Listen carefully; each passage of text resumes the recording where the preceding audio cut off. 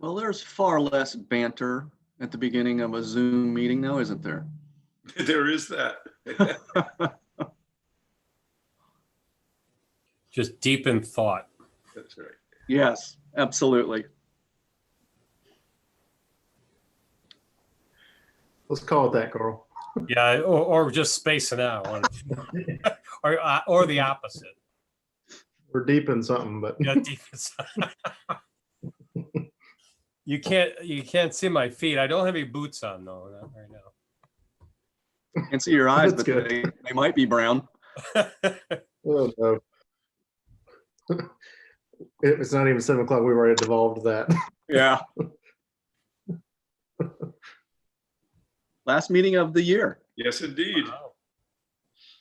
Hard to believe. It is. Good evening, everyone. Can you hear me okay? Yes, we can, Teresa. We can, Teresa. Good evening. Thank you. Good evening. Let's see. Hi, everyone. Am I audible also? Yes, sir. Yes, Ms. Bradshaw, we can hear you. Let's see, so-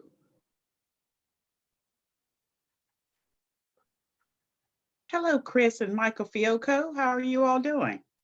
Hey, Pamela. How are you? I'm doing okay. Pamela, doing just fine. Good. How are you? good. I'm Good? doing okay. Doing okay. Did you have a birthday recently? It was recently, I guess.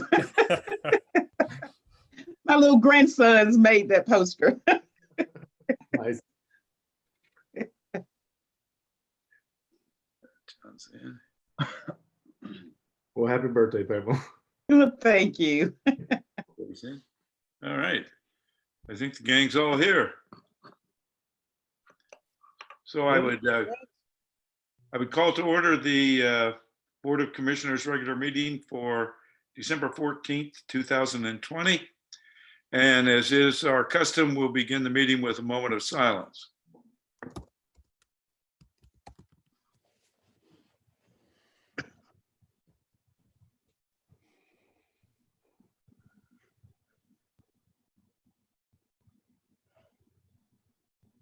Okay. Jay, would you lead us in the pledge, please? I certainly will.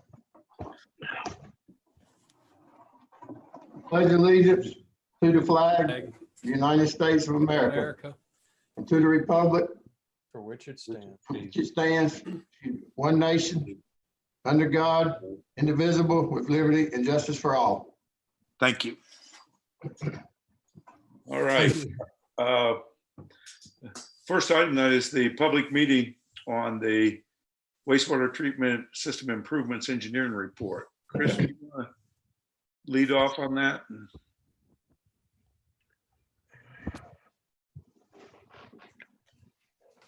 Everybody hear me okay? Yes. Good. Yes, thank you, Mayor. First item we have on the agenda is something that should hopefully is very familiar for everybody on the board and those listening in.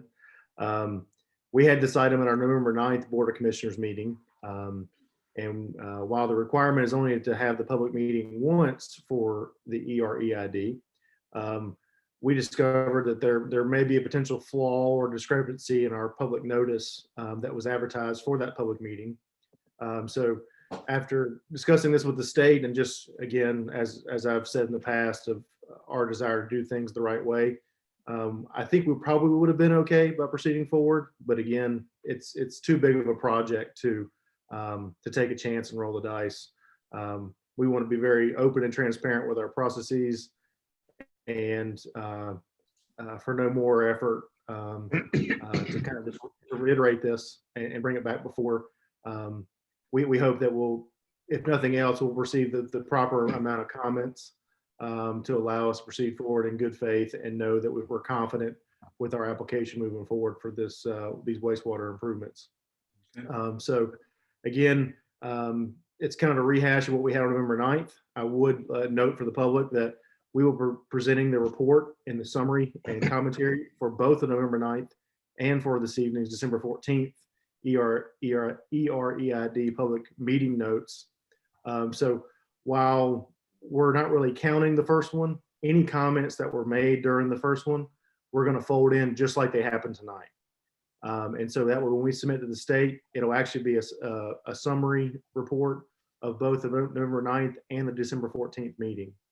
So for anyone that may be concerned that they spoke last time and is afraid that their comments are going to be lost in the ether, that is not the case. We're going to make sure that the meeting report summaries for both meetings are put together. So while we're only hoping to have one of these, we think it's actually going to make us have a more robust application, because we'll be able to have two public meetings that will be presented to the state for their review of this. So at the end of the day, I think it's actually going to create a better report than what it would have been otherwise. We're at least going to spin it that positive manner nonetheless. So I will entertain any questions from the board before I turn over to Mr. Carl Scharf with the Wooten Company. He's going to present again a familiar presentation to the board. We're going to kind of run through everything again just for good measure. So we appreciate your patience with that. But I'll be happy to answer any questions anyone has before I pass it off to Carl.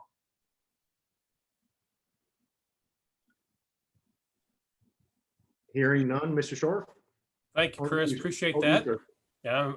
Does everybody hear me okay? Yes. Okay. I'll wait for Cassie to get the PowerPoint up here.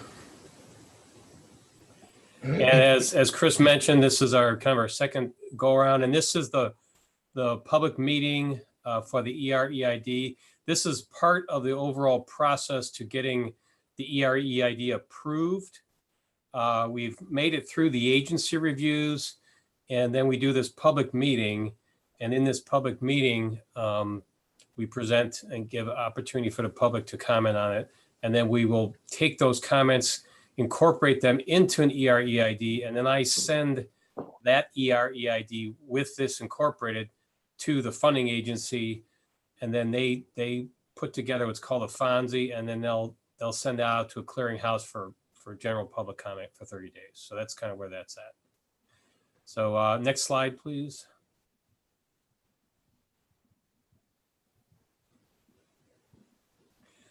So what is the EREID? The ER portion of it means engineering report. And what that does is that details the future Pittsboro wastewater needs, alternatives to meet those needs, and alternative costs. As part of that, you select different alternatives, you describe them, you cost them out, you say how would these be laid out in space, and then you look at financial aspects of each of those alternatives. The EID portion is the environmental information document, and that's impacts from the project construction. And later on, I'll talk a little bit about, those are in section 7 in Appendix G of the EREID report. Those cover just the potential environmental impacts and what was done to mitigate those impacts as part of the construction of the pump station and the force main to the Sanford Buffalo plant. SCI is another word you'll see, and that's secondary and cumulative impacts. That details mitigation measures for development within the town and within Chatham Park. And that was included as Appendix N of the EREID report.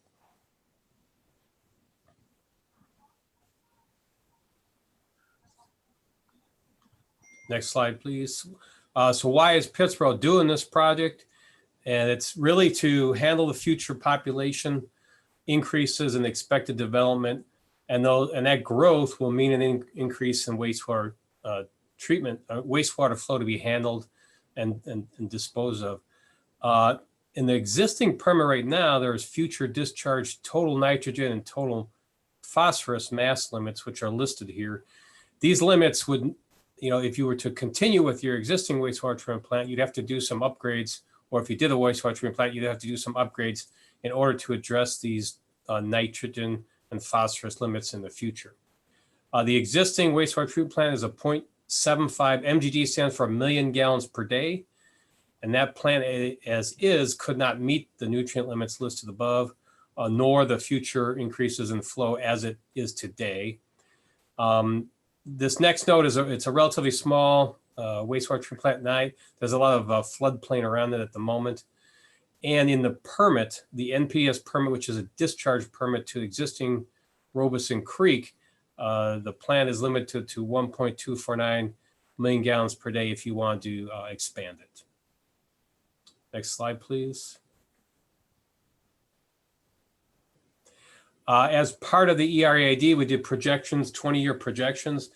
Chatham Park is actually, is built out further than that, but this is a 20-year plan for the EREID, and the numbers are listed there. The population is Pittsboro and ETJ areas without Chatham Park are in the range of a little bit over 16,000, and then with Pittsboro and ETJ, even with Chatham Park, you can see it's a significantly larger number at around 47,500 people. The wastewater flows associated with those two scenarios, with and without Chatham Park, are listed next on the slide, and that's 1.75 million gallons a day. And then with Chatham Park, it'd be 4.41 million gallons per day. And as listed here, which is a note in the EREID, the town currently supplies 3M with around 55,000 gallons per day of reclaimed water right now from the existing wastewater plant. So this shows graphically what was in the last slide. And what you see here is the green line is the flow increase for the town and the ETJ only, and then the red line includes Chatham Park. And this, again, this is for a 20-year period of time. The bottom line that you see is a dashed line, and that is the existing treatment plant capacity. And then there is another line, which is up from that. The next line up is the Robeson Creek discharge of 1.249. That is how much can be discharged at the existing discharge location. The higher line, the Pittsboro actually has an NPS permit that allows for two discharges, one to the existing discharge at Robeson Creek, and then to a future discharge at the Haw River. And those two combined discharges add up to 3.22 million gallons per day. So one of the takeaways from this graph is you see that about in 15 years into the project, the flows that you expect will be higher than what your NPS permit allows. So that's the main thing to get out of that graph.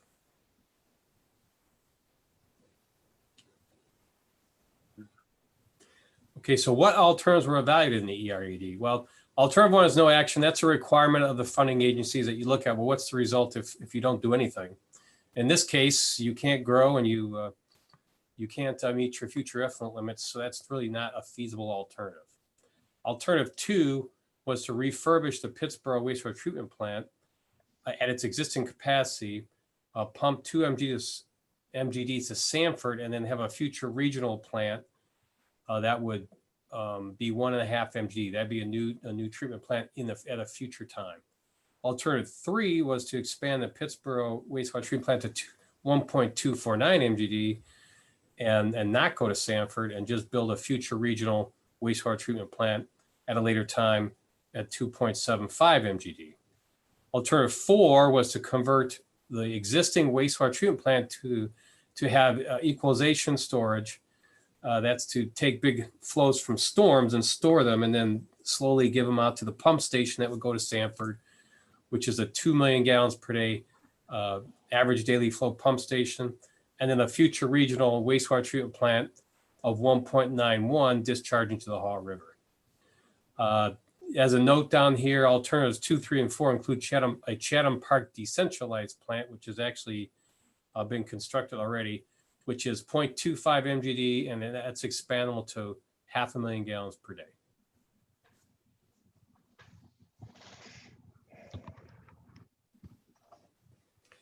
So what was the selected project? Well, after a lot of evaluation, the selected project was alternative 4, and that has an estimated cost that was back in 2016, 2017 dollars of $19.7 million. The phase one, it's basically split up into two phases, the project. And the phase one is pump wastewater to Sanford. And that includes a new pump station at the existing wastewater plant and EQ tank conversions from the old, at the existing plant, some tankage that exists that's there. Then we pump up to 2 million gallons per day of wastewater to Sanford Big Buffalo Creek plant. That is an average of 2 million gallons per day. And you can do a peak of up to 3 million gallons in a single day to the plant. There's a town agreement. Sanford's already been signed. Project, the 2 MGD capacity is estimated to last 8 to 10 years. And that's from the graph that was shown earlier. At that point, a phase 2 of the project would need to be done, which would, which is planned at the moment to be a future 1.91 MGD wastewater treatment plant with discharge to the Haw River. The project that we're talking about in this whole report and the last 4 years of work really only covers the first phase of the project, which is pumping to Sanford. As part of the project with the funding agency, and because it's federal funding, it requires what's called a finding of no significant impact, or a FONSI. As I said, this is triggered by state regulations due to the larger pump station size. There's a certain criteria at which above you have to go ahead and do one of these FONSIs. And that's the next step in the process, as I'll discuss later.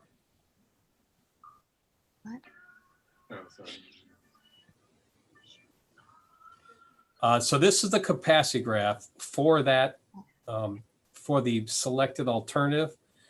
And what this shows is the steps. Again, we have the red line, which is the need, which is the wastewater flow projections of what is going to be needed. And then in here, there's these, what I call a step. It's a step graph, and it shows how the capacity increases so that all along this time period, the plant, the town has what it needs to treat the wastewater. So in the first couple steps, you'll see there's a down below, the first little step is a 0.25 MGD decentralized plant. And then after that comes the 2 MGD flow that we send to Sanford. And then there's the ability to expand the decentralized plant, another 0.25 MGD, which brings you about halfway into the chart here. And then at that point is when you need to have a step up with the new regional plant at 1.91 MGD. So this graph shows you the timing at which different construction needs to occur. So the initial construction is all early on here is what we're showing. And then you have one step, which is a new plant in the future, in about, like I said, 8 to 10 years time.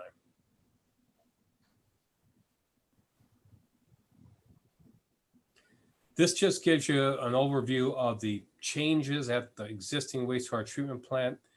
In essence, you can see where the existing units are. There's some round tanks and some square tanks. And what's being added to the plant is off to the upper left. There is a new influent pump station. There's a new headworks, which is like to remove grit and remove screenings. There's also an odor control unit on a pad that's out there. They'll take the air off of the channel in the grit chamber and the screening and treat that air. And there's also odor control where you add a chemical to the wastewater to keep it from forming chemicals in the pipeline as it goes to Sanford. So those new units are up in the upper left-hand corner of this. There'll be some conversion of those 2 circular tanks to equalization tanks. They're treatment tanks right now. And then there's also some existing, some of the bigger square tanks that you see in the center of the picture are existing EQ tanks that would just be incorporated into the new project as is. You can see also the kind of the floodplain. That's those colored lines that you see from the river, and those are what kind of hemmed in the plant in terms of being able to where we could build.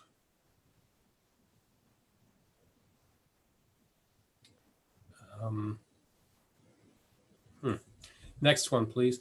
This is a force main route, and in the upper right-hand corner of that is where there's a little green square. That's the wastewater plant. And then you see it goes in parts of the town, and then it basically runs along Highway 15501 all the way down to the south, where it basically takes a left and then it heads that direction to the west over to the other square, which you see in the lower right-hand corner, which is the Sanford Big Buffalo Creek wastewater treatment plant. This line has already been designed, and so have the changes at the wastewater plant. Those designs have already been submitted to DWI, and once we get the Fonzies approved, we'd then be able to get those design plans approved and move forward from there. Along this route, as we did design, we looked at areas where we had to directional drill under a couple of different creeks, Deep River being one of them. And so we have some directional drills in here to avoid environmental impacts.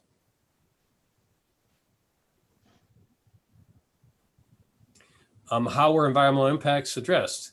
So in the project construction areas, in the site plan I showed you, and then in the force main in the last slide, those are covered in section 7 of the report and appendix G, and you can read those for further detail as you'd like. But the main thing was to avoid wetland impact by directional drilling and routing force mains around wetlands. And related to that also was we directional drill under any creeks and the side banks of the creeks. And what we found is that this construction does not impact the Cape Fear shiner and other endangered species, which was the major concern of some of the agencies. And then we have erosion control and Army Corps permits that have been obtained. We're still finalizing the erosion control permit in some places, but that's what was done for the project construction areas. And then there's a second part to the environmental impacts, which is a general new development in Chatham Park and in Pittsboro. And as part of that, and one of the reasons the project has taken a little time to get finished is that there was a agreement, about a 1-year agreement period, where Chatham Park and Pittsboro had a mitigation agreement with DWR and what's called DEMLR. And those are the two agencies that look at a lot of the environmental impacts. And so that agreement occurred. And then a secondary and cumulative impacts evaluation, which is an appendix N of the EREID, was put together. And that looks at a number of different factors, environmental factors, and how that's going to be mitigated by town mitigation measures, which are basically stormwater measures and other measures. And then additionally, Chatham Park mitigation measures for development, which have been agreed to by by the town and by Chatham Park as additional elements to the normal town mitigation measures. It all happens in the development process, those things. So the project is funded through the Clean Water State Revolving Fund, which is administered by the North Carolina Department of Water Infrastructure, or DWI. And the initial intent to fund was received back in February of 2016. The eligible loan amount for the project is $21.585 million. The interest rate would be 1.84%.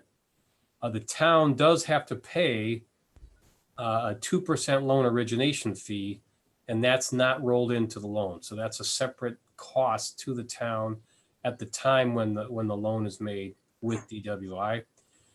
The actual loan amount is based on the bid costs after contractor bidding, and then the town obligates to the loan after the bidding period.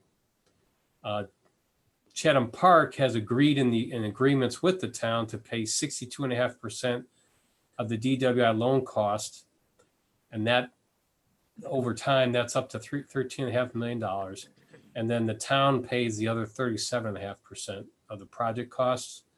Chatham Park has also agreed to contribute 25% to the Sanford agreement, capacity agreement reserve fee, which is something that was in the Sanford town agreement, was that the town is paying for Sanford to hold the 2 MGD million gallons in reserve for the town. They can't give it out to anybody else.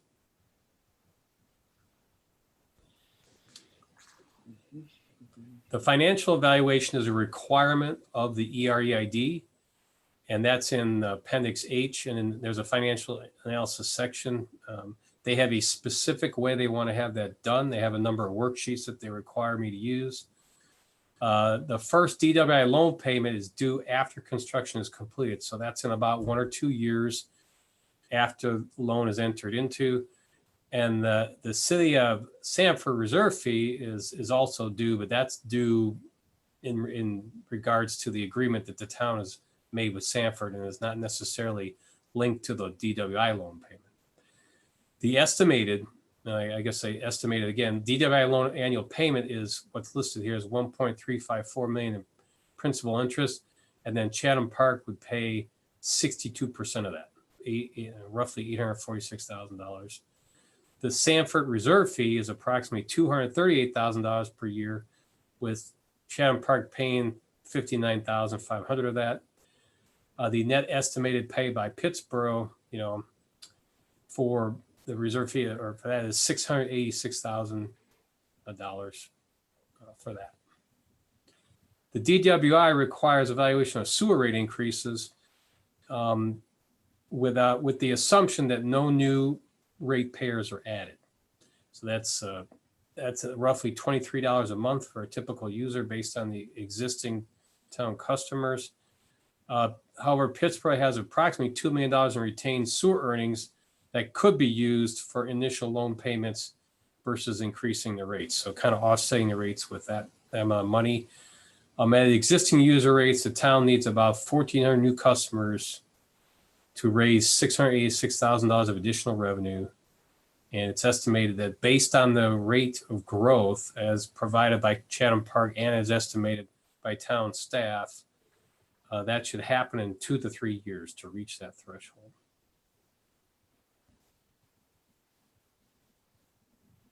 So what are the next steps? So the next steps are to receive comments from this public meeting. And as Chris had mentioned earlier, we'll take the comments from the previous public meeting. The town will put those minutes together and get them to me. And then we'll add a summary of that information. I'll add it to the EREID in an appendix. That'll be sent to DWI. They will use the EREID document that's the finalized that's sent them with this public meeting information. They put together what they call a FONSI document, which is like a shortened version of the EREID, and they send it to what's called a clearinghouse, which is another process, a public process that they go through, and they advertise it. And then it goes to a 30-day public comment period. And then at that time, DWI receives, so that's the DWI department receives it and has to address the public comments. And then after the public comments are addressed, then DWI will issue the EREID approval. And then shortly after that, we would expect the design to be approved since it's already pretty much ready to go. And then we would bid that work both at the treatment plant and at the force main. We anticipate, we set this up for design for 2 contracts. One is for work at the wastewater treatment plant, and the other contract is for the force main work. So there'll be there'll be 2 different contracts, which could potentially be 2 different contractors.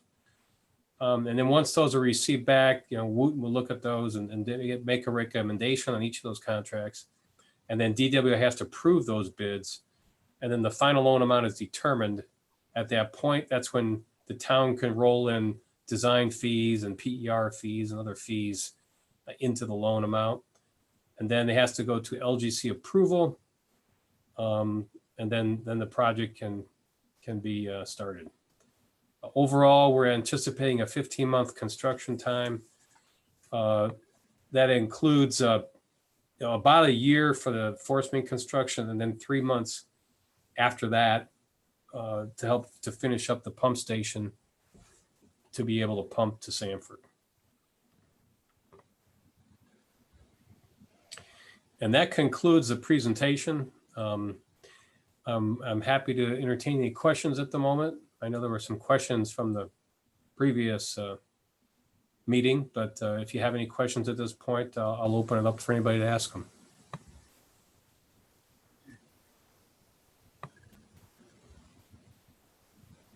Any questions?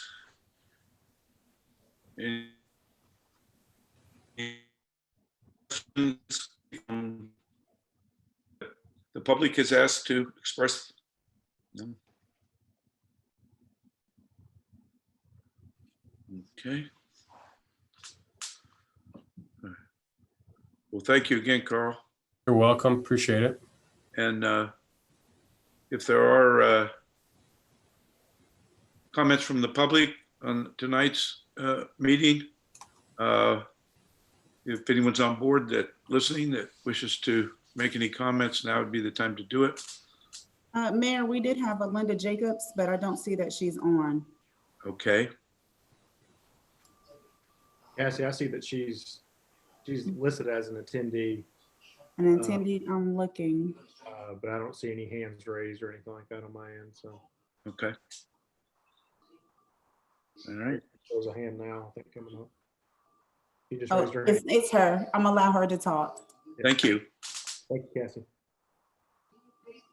Ms. Jacobs, unmute yourself. Usual 3-minute limit. Yes, Yes. Thank you.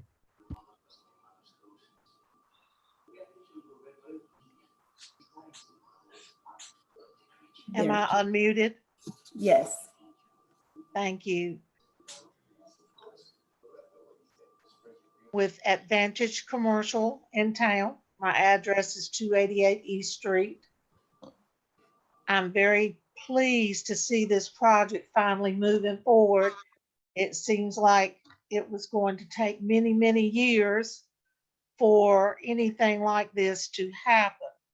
I've read the report. I've also read the current clarifying comments in the report.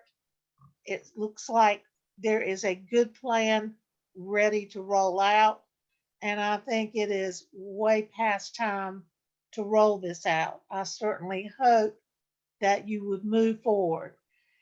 Given what the business community as a whole has really suffered through 2020, thanks to COVID, this would certainly be a process that would be an encouragement to your business community to see this project finally, after many years, move forward. thank you, Ms. Jacobs. Appreciate your comments. Any others that wish to speak? Okay. Well, then, thank you. And thank you again, Carl, for your presentation. Is it okay if I leave the meeting then at this point, or I don't know, should we, Chris? should you let me go? I don't know if you're gonna let me Tomorrow, go. we're gonna make you stay on the whole time. Okay, I'll wait here then. As long as we only get billed until right now. Amen. Thank you, Carl. Thank you, You're Carl. very welcome. And it's a pleasure to talk to all you guys and be online. And thank you for your attention. And, as soon as we get these I get the comments, we'll get this thing pushed through. So appreciate it very much. Thank you. Thank you, Carl. And y'all, if I don't see you again, have a Merry Christmas and a Happy Merry New Year. Christmas. So thank you very much. You'll talk to me tomorrow, Carl. What? I said, you'll talk to me tomorrow, don't worry. Oh yeah, I'm sure I'll talk to you. I always bother you. Yeah. All right. All right. Thank you. Carl. Okay, thanks y'all. So long. Have a good evening. Thank you. All right, I would then entertain a motion for adoption of the agenda. I move. Is there a second? Second. Second. All those in favor? Aye. That's unanimous. All right. The next item then is a resolution of sympathy recognizing the passing of Lee County Commissioner Kevin Dodson. And I would like to read the resolution into the record and then ask that it be approved. Whereas the town of Pittsboro and our community at large are deeply saddened by the passing of former Pittsboro police officer and Lee County Commissioner, Mr. Kevin Dodson, on Wednesday, December 2nd, 2020. And whereas Kevin Craig Dodson was born on October 25, 1960 in Reidsville, North Carolina, and raised in Sanford, North Carolina. And whereas Mr. Dodson was a graduate of Lee County Senior High and subsequently the Basic Law Enforcement Training Academy at Central Carolina Community College in Sanford, North Carolina. Mr. Dodson served in law enforcement as a traffic enforcement officer and patrol sergeant with the town of Siler City, a deputy with the Chatham County Sheriff's Office, a sergeant with the town of Pittsboro, a deputy with the Lee County Sheriff's Office, and he also owned and operated the Carolina Firearms Training and Gun Sales Incorporated. And whereas Mr. Dodson was elected to the Lee County Board of Commissioners in November 2016 and dutifully served on that board, including service as the board's vice chairman from December 2018 through November 2019. And whereas during Mr. Dodson's tenure on the Lee County Board of Commissioners, he served on the Sanford Area Growth Alliance Board, Sand Hills Mental Health Board, Interlocal Committee, Fire Advisory Board, Joint Planning Commission, and the Triangle J Council of Governments. And whereas his passing will be sorely felt by his family members, his many friends, and the community. Now therefore be it resolved by the Mayor and Board of Commissioners of the town of Pittsboro that we hereby express our sincere sympathy to his family, including his sons, Kevin Chase Dodson and wife Brooke, Matthew Brent Dodson, Patrick Kyle Dodson, grandchildren Jackson and Caden, his parents J. Craig Dodson and Patricia C. Dodson, and siblings Janine, Ashley, and husband Kenny, Eric Dodson and wife Charity, and Chastity Ogburn and husband Jay.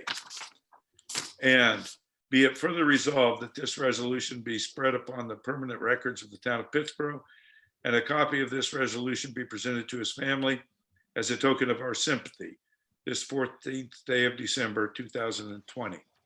I would entertain a motion to adopt the resolution. So moved. Is there a second? Second. Second. All those in favor? Aye. All right. Aye. Thank you. Mayor Uh, Nas, Mayor Nas, may I have a moment just to Certainly. share a comment? I very much appreciate Mr. Kennedy preparing this resolution for us. I did not know Mr. Dodson, and I didn't have the privilege of meeting him, but I've gotten to know him from what was written about him, and including our resolution, and I've been impressed. What I've read about him sounds like he lived in an honorable way with a very strong civic spirit, and that's admirable. His death moved me to prepare 4 brief sentences. Every life is precious, and every life lost to this virus is tragic and possibly avoidable. And the statistics are showing us that for every 100 lives lost, we may have as many as 50 people live to suffer long-term or permanent organ damage. This is not widely known. I hope everyone will rise above the politics and remember to care for one another by wearing masks in public, waiting at a distance, washing your hands frequently, and all of the other precautions. Also, please take care of your health by checking your levels of vitamin C, D3, zinc, and selenium. Thank you for letting me share those comments. Thank you, John. Thank you, John. Thank you. Appreciate it. Thank you, John. Right. To manager updates, Chris?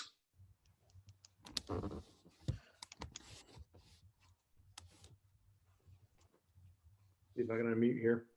I'm actually going to start. I have a couple comments, but I actually want to start because I know Mr. Kent Jackson is on the call this evening. And in case he has to pipe up later with some of the other items, I would like for the board to be at least somewhat formally introduced as best you can be in a virtual world. But if Kent is available to share his or open up his screen and be able to share a few comments. Mr. Kent Jackson is our new town engineer. He started last Monday. We're very excited to have him here. Looking forward to all the great things he's going to bring to the town of Pittsboro. As we all know, this type of position, certainly in our town, is going to be a demanding position. I have full confidence in Mr. Jackson's capabilities and look forward to him being a part of our team and working with us towards getting done what we got to get done. So with that, I'll ask Kent to share a few words and just introduce us up to the board. Okay, yep, thanks, Chris. I appreciate that. Good evening, Mayor and members of the board. It's my pleasure to join you this evening, and I'm really glad to be on the team. I listened quite intently to the presentation at the beginning, so I know I'll be quite involved with that as we move forward. So that is an exciting project and an exciting prospect for the town. So I look forward to contributing my experience and helping the town keep moving forward. I have quite a bit of experience, but I have a lot to learn about Pittsboro and the challenges, but I look forward to doing that and working with Chris and the team to help us do the good things we need to do to keep moving forward. So thank you, Chris, and the board for the opportunity to serve Pittsboro, and I look forward to it. Kent, welcome aboard. Thank you so much. Yes. Thank you, Mr. Jackson. It's a pleasure Thank to you. meet you virtually and welcome aboard. Thank you. And welcome. And there are plenty of opportunities in Pittsboro. There are Great. indeed. Yes, there certainly are. Yes, welcome, Mr. Jackson. All right. Thank you. All right. Thank you, Mayor, for allowing me to introduce Mr. Jackson. Again, I don't think I could reiterate enough how excited we are to have him here and to just kind of continue to round out our team here at the town. With regard to some other updates, again, I'll try to be brief. I know we've got some other items on the agenda that we'll have plenty of discussion for this evening. But one of the items I want to bring to the board's attention is I know that, and this might be for mainly the general public and less the board, because I hope I've tried to keep you all as up to date as I can on the NCDOT traffic circle in our downtown. Construction is set to begin on January 11th, so just a few short weeks. We had a pre-construction meeting with NCDOT, our team here at the town, and Sunrock, who is the contractor who was awarded the contract. Our residents and folks around town will start seeing some detour signs start being installed. I would presume just after Christmas. I don't think they're going to put anything up before Christmas. But if you happen to see men on the side of the road installing signs and immediately putting bags over top of them, that's what's going on. I know the bag sign thing is always a curious thing about what in the world are they, why is it bagged? And what are we doing there? Those are simply the detours. We'll have a lot of the truck traffic detoured around downtown, and it'll be routed to 87 and 64 bypass. Our town folks we will work to provide some more local traffic detours for more personal vehicles and less of the heavy trucks. The starting date of mobilization is January 11th. The project is scheduled for substantial completion by October 30th of 2021. And I say substantial completion in that, for all intents and purposes, that's when the project will be done. As many of you know, landscaping is best planted in the months of November, December, and January primarily. Parts of February, but it tends to get more warm in February than we like to believe. So some of the landscaping to button up the rest of that project will be attended to by spring of 2022. But in terms of the travel way, all that'll be buttoned up by the end of October. We've impressed upon DOT and the contractor that deadline is considered to be hard and fast for us. We certainly do not want to have, it's going to be inconvenient either way. Certainly that traffic circle is well traveled and it will be inconvenient during construction, but we certainly have had enough, I'll say, obstructions with our downtown businesses due to COVID. And we certainly do not wish to have back-to-back years. And hopefully we're through the COVID spell by then in the pandemic. And hopefully the construction will be all wrapped up by that point. So next holiday season, we'll have a fresh, newly constructed and painted road. And then we won't have to worry about the ills of COVID, hopefully. Fingers crossed for sure. And throughout that project, if anybody's got any questions, you're more than welcome to contact myself. I'm going to work very hard to try to be a good and adequate conduit between NCDOT, the contractor, and the town. Certainly, it is my job to try to inform our citizens as best I can. So I will take that upon myself. So if anyone has any questions, I'll be happy to walk them through the statuses. We're looking to put some maps and such in the Welcome Center so that people can see what's going on and see the phasing. We also intend to work with Main Street Pittsboro and the PBA to keep those businesses and those folks interested in downtown more than abundantly informed about what's going on. With regard to some other updates, I had a conversation with the county manager this afternoon. As you recall, we adopted our MOU for the Essential Services Building last month. Through the county manager, I understand that the school board has that MOU on their board tonight for consideration. I do know that they have 2 adjustments to the language that they are proposing. And rather than ask our board this evening to consider language kind of last minute, I will likely just allow the school board to amend it and allow the county their plan to adopt the MOU next week. And I'll probably just bring that back to the board in January at our January 11th meeting for ultimate adoption. I will actually read it's pretty brief. I'll read the language into the record right now. I think it's relatively immaterial, but in the instance that the language does change or that the county, as they review it, seeks to have additional changes, I want to make sure that when it comes back to us, it is not the penultimate, it is the ultimate version. So the school board's attorney provided the language after the 4th whereas, and I recognize you do not have this in front of you, so I'm merely stating it for the record. It says, whereas the property is currently owned by the Chatham County Schools Board of Education, that is simply just a clarification that the property is owned by the Board of Education and not the county. There's obviously the very common semantics of county versus school board and how property is owned. And so the school board just wanted that to be made clear into the resolution. They also asked for the revisions to the first, be it further resolved clause, and as follows: be it further resolved that if the school's Board of Education has transferred ownership of the property to the county, the town and county will be the primary partners in this effort. In the event that the schools maintains its ownership of the property, schools will retain all rights available to it as the owner of the property. Again, we're certainly still vetting the language. I've had this just for a matter of a few hours. Again, I spoke with Dan LaMontagne, the county manager. He and our initial glance at it feel that it's immaterial to the overall agreement. We still would like to partner with all those involved and anyone who wants to see us redevelop the property. And I think they're on board with the overall mission. I think these are just some tidying up items to clarify kind of their relationship in the agreement. But again, I anticipate that the Board of Education will adopt that in somewhat perhaps a verbatim form, since that came from their attorney. The county will look at this next week, and I will have whatever version that they have adopted in front of y'all on January 11th. So we'll reconsider that and be prepared to move forward with the project.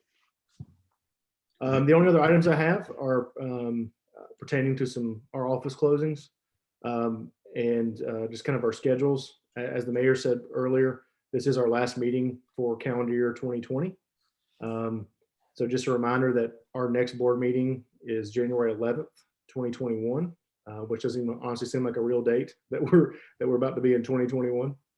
Town offices will be closed for the holidays. For the following days, we're on Christmas Eve, which is the 24th, Christmas Day, the 25th, and the following Monday, the 28th. And we're also closed on Friday, January 1st for New Year's Day. That shouldn't affect too many things. Our offices do remain closed for COVID precautions.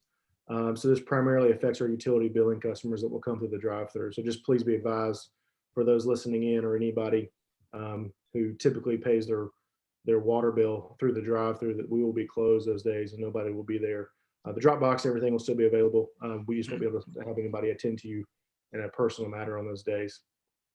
Other than that, just looking forward to the rest of the meeting, and I hope everyone has a great and safe holiday season if we don't get to cover that later. So thank you. Thank you, Chris.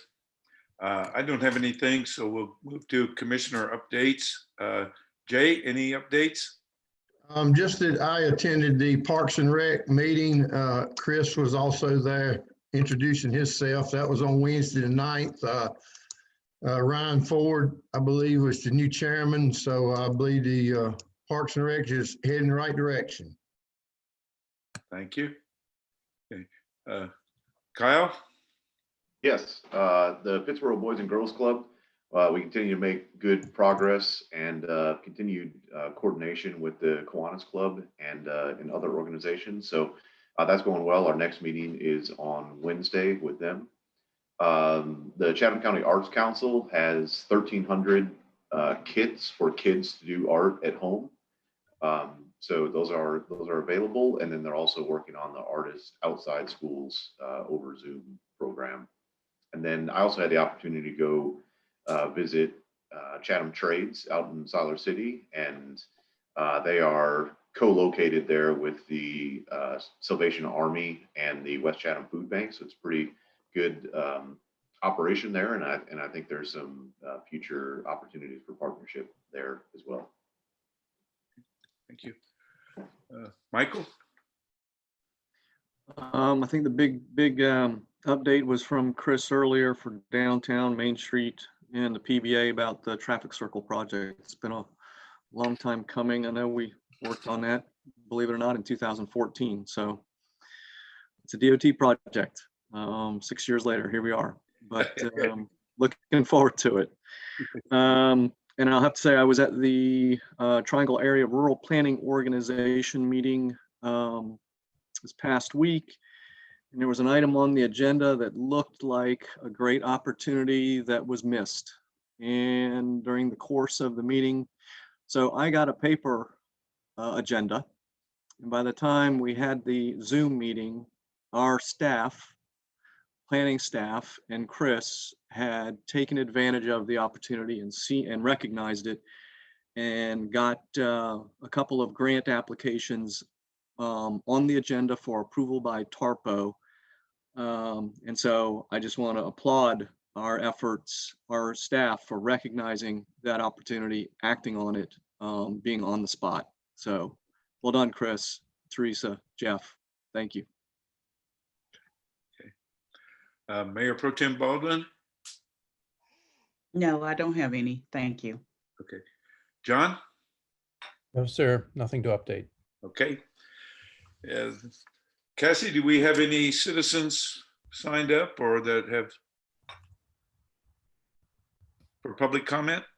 No, sir, we don't. All right. I would then entertain a motion for approval or amendment to the consent agenda. Motion So to moved. approve.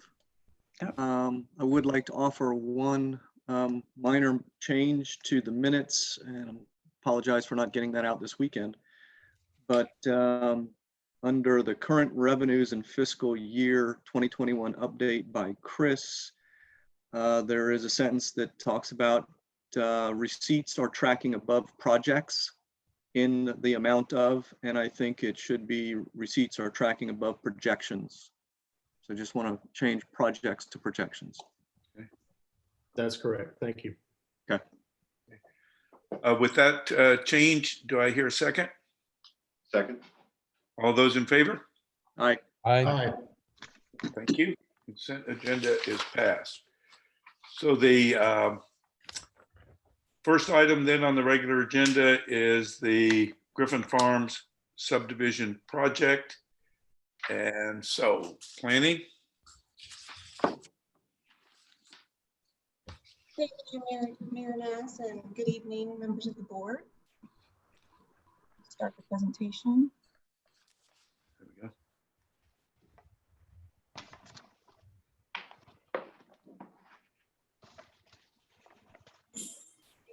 we go. ODG 87 LLC is proposing a 99 townhouse lot subdivision located in town limits on the southwestern portion of town, as shown by the red outlined property on the map. The undeveloped property is approximately 16.42 acres, located south of the intersection of NC 87 bypass and Bernie's Place on parcel 7006. The property is located in the R15 zoning district, where townhouses are required to obtain a special use permit. This project also includes the creation of 99 lots, which is a major subdivision and requires preliminary plat approval.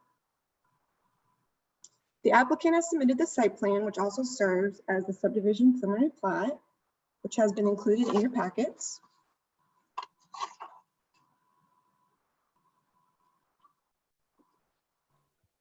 This item was brought back to the town board on November 23rd and tabled to allow the board more time to review the resolution. Staff received several comments, and the application has been updated and clarified by the applicant to include the following.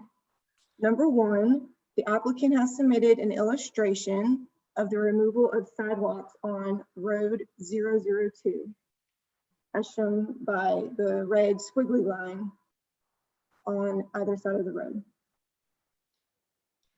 Number two, the sidewalk construction costs to be paid as a fee in lieu for Road 002, which totals to $11,550, and the sidewalk construction costs for NC Highway 87, which totals to $129,600. And this was also reviewed by the town engineer. The combined total is $141,550. This language has been added to number 4 in the preliminary plat resolution of approval. And the applicant has also updated the sidewalk construction letter. Number 3, the applicant clarified that the Hammerhead turnarounds will be paved completely. So the entire T turnaround will be paved. And that also there is a valley curb that goes straight through it, but this is meant to be driven over.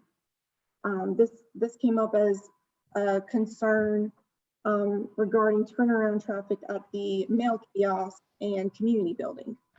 So there is a location to turn around, and it does show the road to continue onto the other property for future development, which the applicant does not have plans for at this time, since the public park is not being built at this time. Number 4, the applicant agreed that the Hammerhead located over the south property line will be annexed before final plat approval, as required by number 3 in the preliminary plat resolution. Number 5, it was also clarified that the recreational fee in lieu will be determined, the amount of it will be determined at final plat approval. And the reasoning for that is that it can change, and if it does change, it's more likely to be increased versus decreased. Number 6, expiration of preliminary plat number 1 was updated to include phasing language that extends the expiration date another year after the final plat approval of the first phase. So basically, you get from the time of preliminary plat, once they get sewer capacity approved, the 1 year starts ticking for them to get final plat approval for phase 1. Once they get final plat approval for phase 1, the clock starts over again for another year to get final plat approval for phase 2. Number 7, the special use permit resolution was updated to include a 35-foot height restriction. Number 8, the construction deadline, which is number 1 of the special use permit resolution, was updated to remove the requirement of zoning compliance and building permits. That's because the intent of the language is that construction of the infrastructure should commence within 1 year after sewer capacity. So the language of having zoning compliance and building permits, that's typically used for building homes and not infrastructure. So we wanted to take that out to clarify that we're talking about the commencement of infrastructure improvements, not building permits. So that portion was removed from number 1. Number 9, item number 4 from the preliminary plat resolution included in last month's version was removed. That's because this item spoke to the sidewalk on 87, which now that that's being removed, being paid for a fee in lieu, we did not need that item number anymore, so that was removed. And then also the applicant submitted one additional change right as the meeting was started. So updated the PowerPoint really quickly. So for number one, back to number one on the preliminary plat resolution, they are asking to add the language that's in the red font. So basically saying that for the second phase, that it would expire within 1 year from either from when the phase 2 starts, or within sewer allocation, 1 year from the time that sewer allocation is given for the second phase. So assuming that sewer capacity is granted for both phases at the same time, then this would not be needed.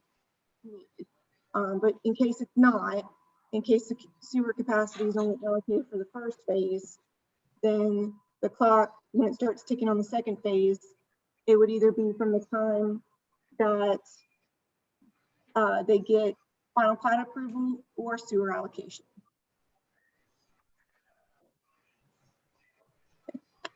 And I'll go through the motions, but we can go back to any of these items if you have questions. So staff recommends the Pittsburgh Board of Commissioners to make 3 separate motions. The first motion will be to adopt the attached resolution, either approving or denying the application for a special use permit for ODG 87 LLC. And as a reminder, this resolution for approval includes the special use permit deadline is contingent on sewer capacity allocation being granted. So it doesn't start until sewer capacity is granted, which that's to be determined at this time.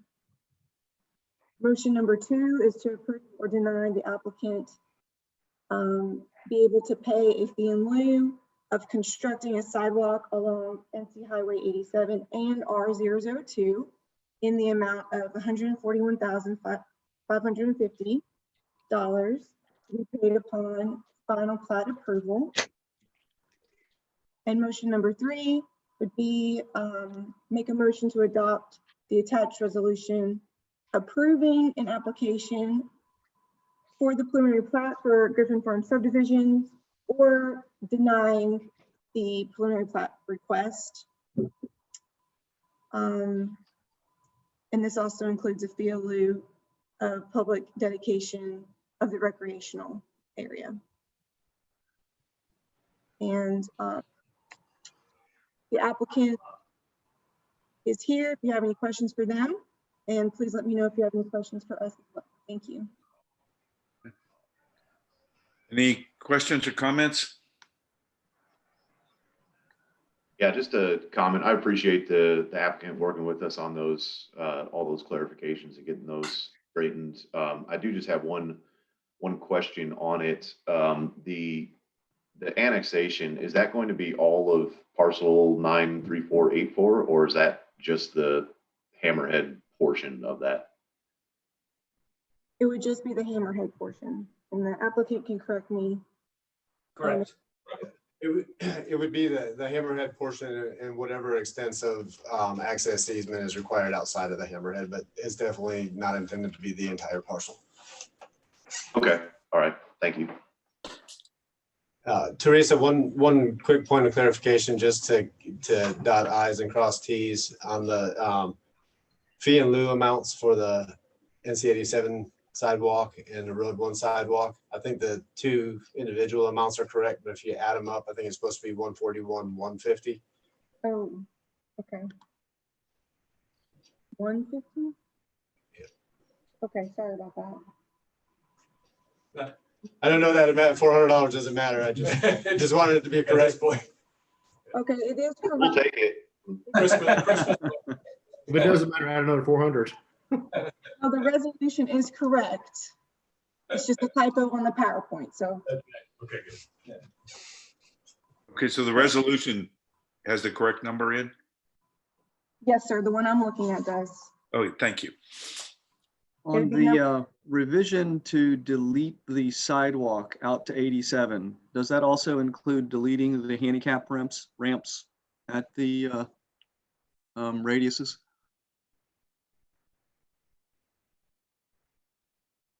Yes. Okay. It would, yeah, it would include deleting the handicap radiuses out, or the handicap ramps out at 87. Okay. But not at Road 1 and Road 2 intersection. Right, right. And does the applicant understand all of the stipulations and agree to them? Yes, I do.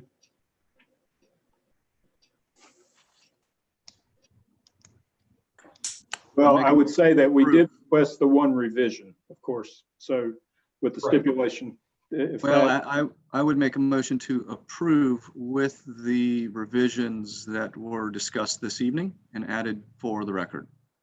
thank you. I'll second.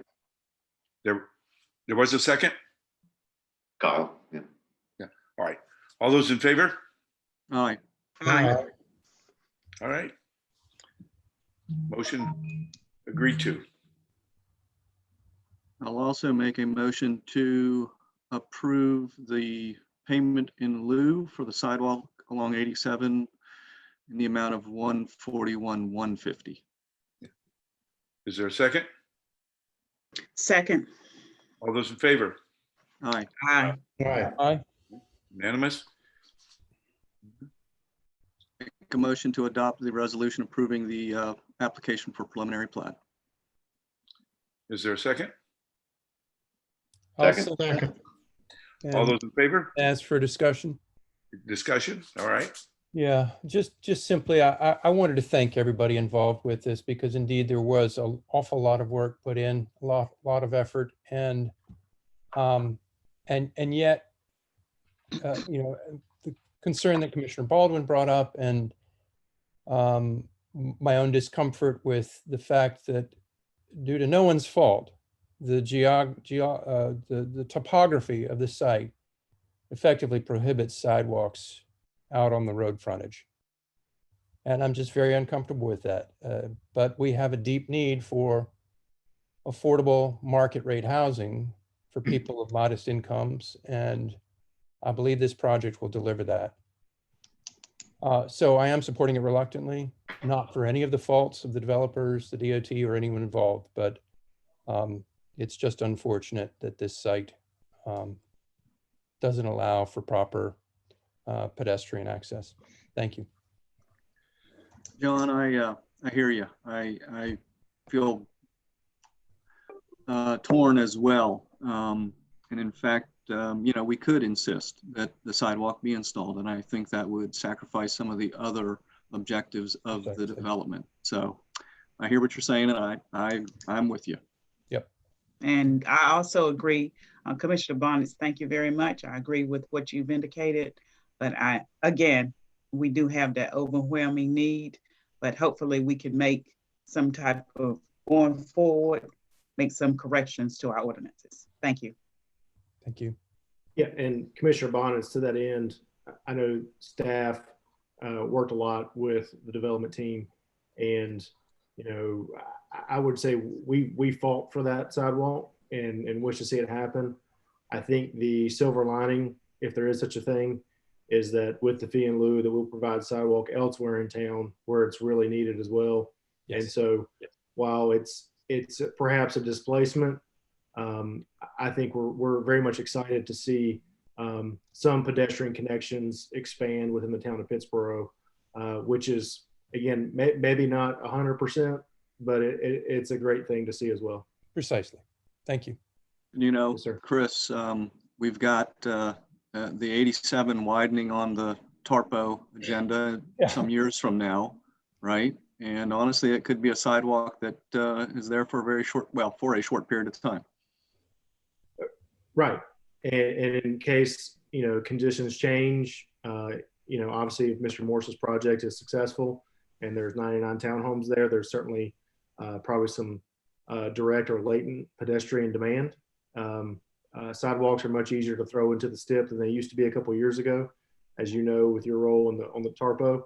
So perhaps maybe something can happen down the road. So it's maybe a short-term displacement of sidewalk, and we can find some improvements necessary in the future as we look for future projects. Thank you. Right.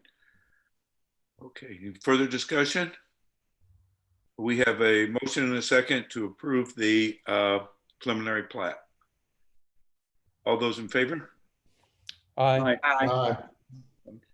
Unanimous. Thank you. The next item has to do with the Water Quality Task Force report. Appreciate it. Thank you all. Thank you, friend. Appreciate the collaboration. Likewise. Yes, okay, sign up. It's not acting here. Okay, who's taking the lead on this water I quality? am sorry. I was getting myself unmuted. This is Katie here. How are you? Hi, good. I'm not alone. I have Emily Sutton and Jennifer with me tonight. So we're all gonna kind of split this up. I have one slide here with our summary of our main points that we took. We actually took the report and divided it into these sections. And as I talk through, or we talk through, you can see the points that we made through the actual report. I'm sad I didn't have Becky Smith here tonight to answer a lot of the second bullet there. So if you do have questions, please let us know. Emily is collecting those and we're going to get those answers right back to you if the three of us can't address them. So to start, I will say, just for those that are listening that aren't familiar with this, I'm the chair of the Pittsburgh Water Quality Task Force. We were put together earlier this year, late last year, and worked on coming up with solutions for the town on how to deal with our contamination in the Haw River, which is our drinking water source. Two of the things we looked at, two contaminants, emerging contaminants, are PFAS, which is per and polyfluoroalkyl substances, and then 1,4-dioxane. All of that come from industry upstream. They're used in manufacturing, and they end up in our waterway. Who is doing it and where it's coming from is still to be determined, but we do know it's happening. That's without question. So this report shows exactly how we feel the town should move forward with this situation that we're all in together. The first bullet here, I would say, is the most critical. It's to develop an emerging contaminants mitigation and response plan in coordination with upstream and downstream municipalities. And what that means is we provided the town with the three towns that we would like for the town of Pittsburgh to start speaking with regularly: Reedsville, Burlington, and Greensboro. Those are the sources of our contamination. We do know that if we have regular communication with these towns, there's a good chance we can probably decrease the contamination level almost immediately. I feel like giving pressure, putting pressure on these towns to start looking into their polluters themselves and holding them accountable, we'll be surprised with what we see what happens with the water right away. In the report, we provided Appendix D, which has all the contact information for the town to use. I believe it has the mayor, the town managers, and the water treatment facility managers as well as downstream governments. In the report, you'll notice I put in the near future, we could be sending reverse osmosis downstream. Not that we are. I meant to say that if that was decided upon, we're obligated to then, I feel, talk to our downstream water users and make sure everybody is on the same page and we're not giving them the same situation that we're in. So that's why it's important for the town of Pittsburgh to not just talk to upstream, but downstream water users. In addition to regular communication, and that can be in the form of letters, regular meetings, Zoom calls, we would like for somebody to be designated to start attending the 1,4-dioxane stakeholder conference. I believe our previous mayor, Cindy Perry, would regularly attend those. They're filled with great information, and I know the town would benefit from that greatly. In addition to that, we also included in the report to get organized or to start organizing ourselves with upper, middle, and lower Cape Fear River Basin associations.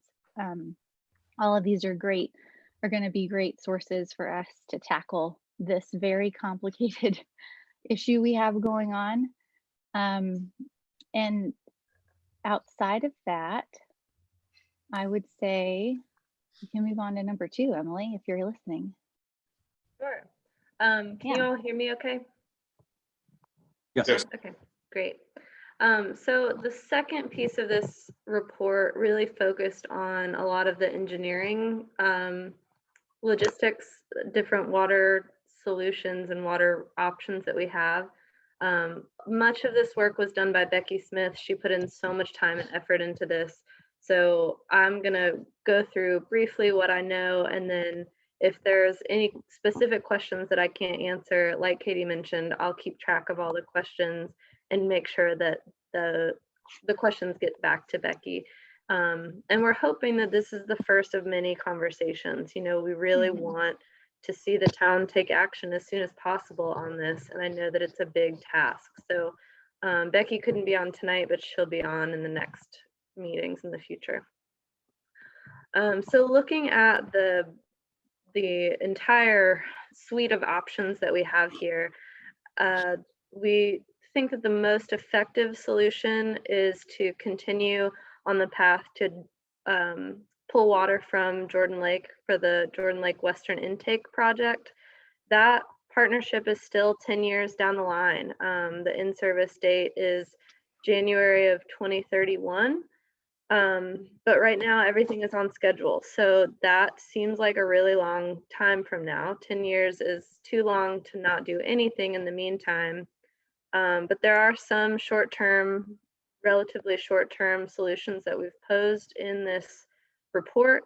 One of those would be investing in a reverse osmosis treatment for our existing water treatment plant. And another is having a temporary interconnect to Chatham County, which would be the short-term solution for the 10 years it takes before we can really start using that Jordan Lake Western Intake Project. We did look at other options that were mentioned, like pulling water from Sanford. Sanford's drinking water is also loaded with PFAS. Department of Environmental Quality did some monitoring earlier on, I think earlier this year, 2020, and the total PFAS for one of their samples was 4,026 parts per trillion. That's total PFAS. And that number was from Sanford's effluent, but Sanford is one of the unique situations where the effluent is actually discharged upstream of their intake. In addition to PFAS concerns for Sanford, we're also concerned about total trihalomethanes. That would be a concern pulling from Sanford because of the total time that the water would be in those pipes. It's a long distance and would be in those pipes for a long time, which is how those trihalomethanes build up. So I know that you guys have had some time to look at this report, and I want to provide a lot of opportunity for questions. So I'm going to just move on to Jennifer's section for the third, educating town water users, and then we can come back to any questions if that works for you all. Sure. I'll actually take over on that. I think Jennifer will be on for questions if they have some. But the third point would be, obviously what Emily just went through would not be an overnight solution. We're still, who knows how long until we can actually get any of that underway. So this third point is to provide immediate help to our water users in Pittsboro. The most important thing would be to educate them, and then with that, providing public awareness and potential options to provide them with a short-term solution for using water in their home. I looked into, well, me, Jennifer, and a couple of other members looked into different options, and over again, it's always RO that's getting it out. We came up with different solutions, either an RO fill station in the town, rebate programs for low-income families, There's also discounted RO systems for renters that we could potentially provide, or homeowners and businesses. And the biggest thing would be, aside from that, would be to get RO point of use filters in the public schools that use our water, which would be Pittsburgh Elementary, Horton, and Northwood. We had a meeting with the school board member, I believe Chris Blythe, earlier in the summer, and he was very clear that they would not move forward to get the schools the filters until they had direction from the town that there was an issue and we needed to do something.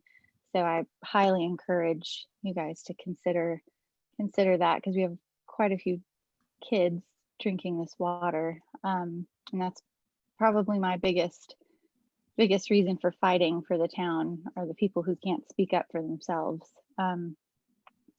Aside from that, we had the suggestion of potentially putting an RO fill station at Food Lion and the Chatham Marketplace, which is already equipped with an RO fill within that location.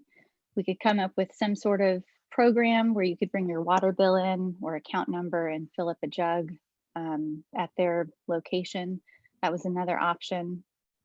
Aside from that, I called a couple of different companies that were very willing to create a huge discount for the town to provide certain people with filters right away. So that's another option as well. I know several companies are doing this downstream of us in Wilmington for users who are exposed to Gen X. So that's another option. In regards to renters, I believe Jennifer can speak to this a little bit more, but they have countertop filtration systems that work for renters, because most can't probably, put in an entire RO system in a place that they're renting. So that's another option that could be at least on the table for those drinking the water. So Jennifer, are you on? Did you want to add anything to that? Yes, I Okay. can do that. Thank you. Yeah. Yes, a lot of people in town probably can't afford the full home filter options, and that's where we were looking at the RO tabletop option. So it's kind of like an advanced, the Brita water filters are, everybody familiar with, are a good step, but they're not going to get everything out. And really, to do that with the PFAS and the contaminants we're looking at, it needs to be a tabletop RO filter, and those do run $300 to $400. So they're still out of the range of affordability for some people as well. But we feel like Katie was saying, that we could go with a manufacturer that would give us a good discount, and that would be an option for renters that are not in a position to install a treatment on their full system pipe. Jennifer, I have one question regarding the countertop. Do they just tie in straight to the sink faucet? No, it's actually a unit all to itself. So the bottom of the unit has the filtration cartridges, and then the top has containers that you pour the water into, and then they filter through, and you have your clean water. So so it's got a spigot, and you're serving it yourself for your drinking water primarily. You fill the container yourself. Mm-hmm. It's not tied in. Okay. Right. And that way, for renters, they can take it with them. Right. Okay. No, Now, it's not under pressure. If it's a homeowner, it's not tied right into their water line, or say under the sink line. Correct. The homeowners, most of the homeowners we've been dealing with, they're installing their own RO system. And they're doing it under the sink? Yeah. So they're tying into the plumbing. Mm-hmm. Yes. And that could be very simple, but as you all know, in the construction business, it can also be unexpectedly complicated sometimes. Right. Do you have a model of what the cost is on that tie-in and filtration? Katie, I think for under the sink? Yeah. I would say it depends on the system you buy. Yeah. So that's that's a huge part of it is, who are you going to go with? It can vary. Just the system alone can vary between about 300 to 450. And I mean, they can get way, way bigger. It depends on how large of a tank you want under your sink to hold the actual RO water. So there's that, and then there's the install cost. Many of the companies claim you can do it on your own, and I believe you probably could. I just know that in this case, if we're going to offer, this to town citizens, not every town member is going to be able to put it on their own. So I feel like that cost should probably be calculated in. And it was roughly, when I called around to plumbers, the average was about like $150 for install, but that was with a simple system. So I hope that answers your question. Commissioner Fiocco, like many things, the more you tend to spend, the more precise or the more advanced the system is. So some of the under sink ones, I've done some research, obviously, in preparation for conversations like this, a few $100s. But one thing that is often overlooked is that even the under sink RO systems do have a water loss. So you will actually use more water, just like as we look at it for our water treatment plant, where we're doing millions of gallons, there is a byproduct. And so if you buy a $300 under the sink one, you're actually going to use more water than say a $700 under the sink version.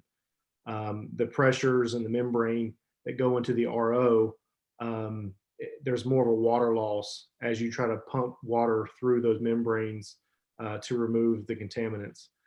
So again, it's, like many things, you can spend as much money as you would like to spend. And I think all of them are generally, I won't say equally, but I think very much adequate at removing the contaminants. The problem is that the less expensive ones actually have a greater water loss. So if you install one of those, your water usage that you purchase from the town will actually go up, because you'll have, maybe again, if you run 1,000 gallons through your sink in a given month, which is probably excessive, you may lose a few hundred gallons just running the RO system. Mm-hmm. And when you say lose, is that the creation of the byproduct that we understand is the concentrate? Yes, sir. So basically what it would do, just like it would at the macro level, you would have the micro level in your home where you'd have the water going through the spigot, and then you have water bypassing going directly to your drain. And so your meter at the road will say you're pulling potable water, which you are, but your usefulness of that 100% is less than 100%. And we are just discharging that to the sewer treatment plant ultimately.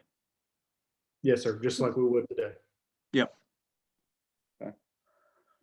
And that's why in the report, we came up with several different options, because, it is going to be very expensive to have a $300 per customer option, whether it's a tabletop RO filtration unit or an under the sink RO treatment. Yeah. And that's why we came up with the, subsidy program, the rebate program. There's, having water available at local points of sale where people could pick up water. So, we wanted to have a range of options available. Mm-hmm. I would also add to the point number one, where I said start discussing and coordinating with upstream municipalities and polluters, is to present this. If the board decides to, okay, let's look at this and come up with solutions, the town of Pittsboro shouldn't be paying for all of this. You guys, we have upstream industry making a lot of money off of this, and we're the ones essentially that are going to pay for what they're doing. Those towns are getting rich off of industry up there. They're benefiting, and the ones losing here are us. We're the first water drinkers downstream. So when I present this, as we're presenting this, please don't think we're at all saying the town of Pittsboro should pay for every bit. I feel like it should be on the table in these discussions. Like, look what you're doing to our town. We need to hold them accountable and say, pay for this, pay for part of this. I see nothing wrong with presenting that to these 3 towns, Reedsville, Greensboro, and Burlington, just for the record. That's what I'm talking about. I agree wholeheartedly with that as the top priority. I think I've held this opinion from day one, that we could all do better if we didn't pollute the water that somebody else had to clean up. And yeah, we're the only ones pulling water out of the Haw, so we're the only ones having this direct experience. You know, the report talks about Jordan Lake and the numbers being far decreased, and that's the volume. But they're drinking the same Haw River water. It's just being diluted with other sources. Yeah, concentration changes it big. I mean, it's not perfect by any means, but when you look at some of our numbers and how high they get, it's staggering. So yeah, it's and I know that jump in really quick on that point. Our mayor, Cindy Perry, former mayor, I think she did reach out to these folks, and I think she was pretty engaged. And I don't think that it'd be a foreign concept if we were to show up at their door again. So I would recommend that happen as soon as possible. I do want to just give a quick reality check here that, you know, of course, we don't want these pollutants in the river in the first place. Haw River Assembly has been working on that for a long time, but the problem here is that takes time, you know. So in the meantime, Pittsboro does need to have a solution to protect drinking water customers.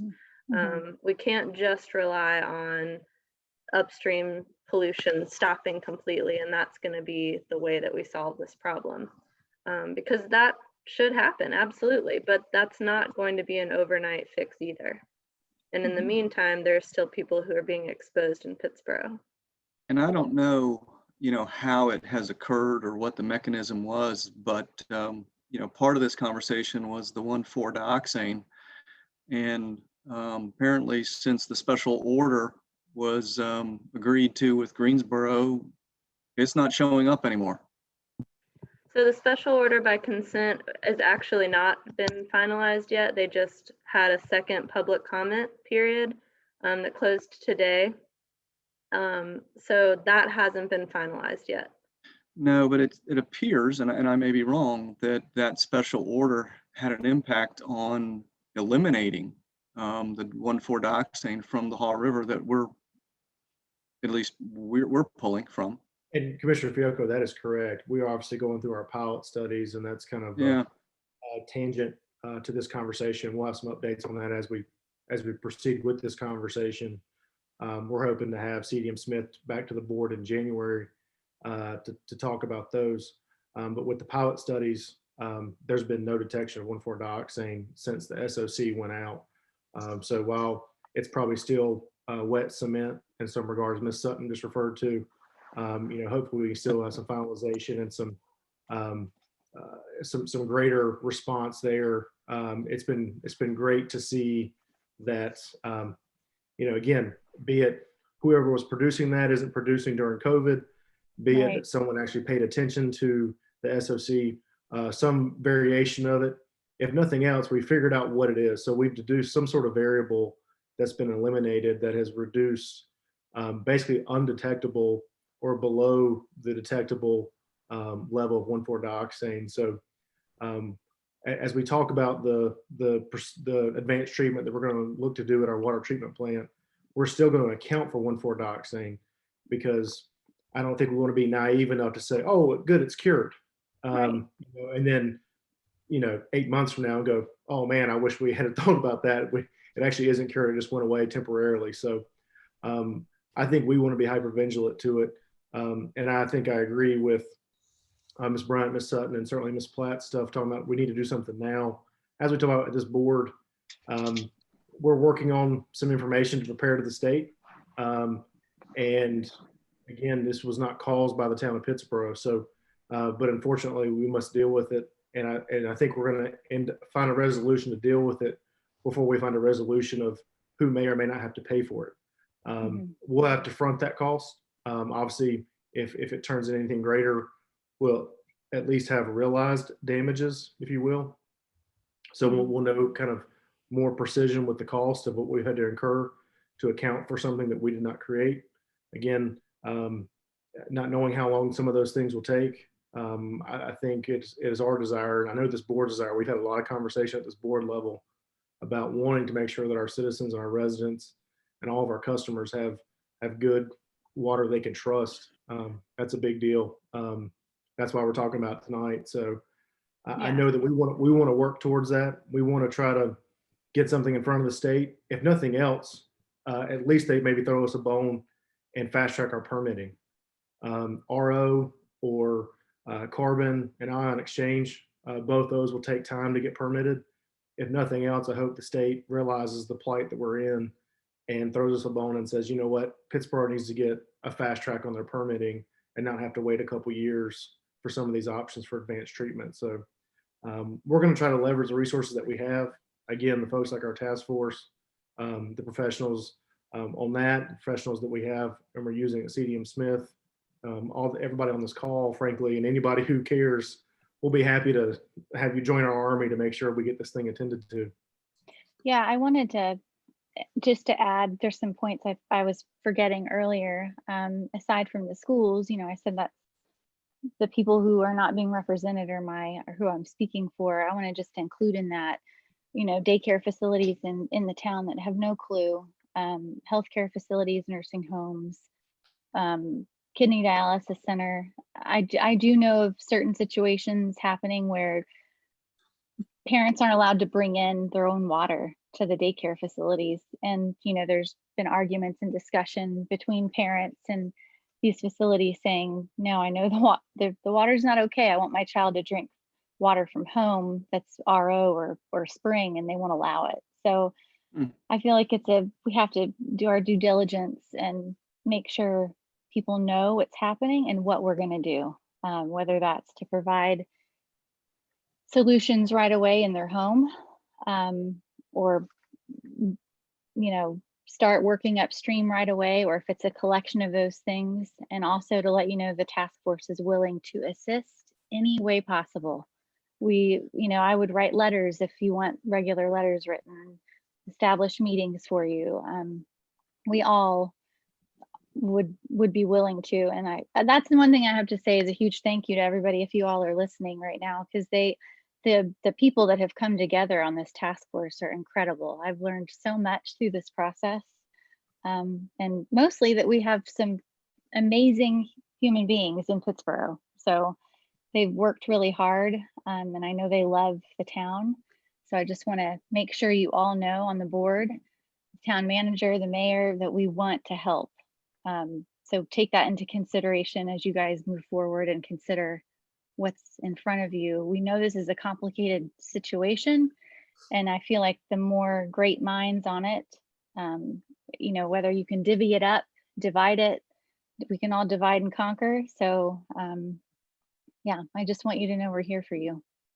I have a couple of questions. One is in your research and in your consideration of this whole issue, what, if anything, have you discovered on what it is you do with this stuff once you take it out of the water to get rid of it for good? Well, there's two different situations going on. So overall, the reason why it's happening is because we don't have what's called the precautionary principle. In, you know, our current laws say if you create a chemical and want to use it in industry, you can. We don't have to provide proof before you use it in any manufacturing process that it's safe. There's typically, I think, precautionary principle, you prove it for 10 years before you can actually use it. Here, you can use it right away, and then if something happens, we address it. But as you all can see, that's a complicated process to say, wait, this isn't safe anymore. So for PFAS, because that's such a large family of I think roughly 5,000 different chemicals, regulation needs to happen. Manufacturing processes need to change. They need to find safer alternatives. And that's going to be pushing the state to make and set regulatory standards, because we don't have those limits right now at all.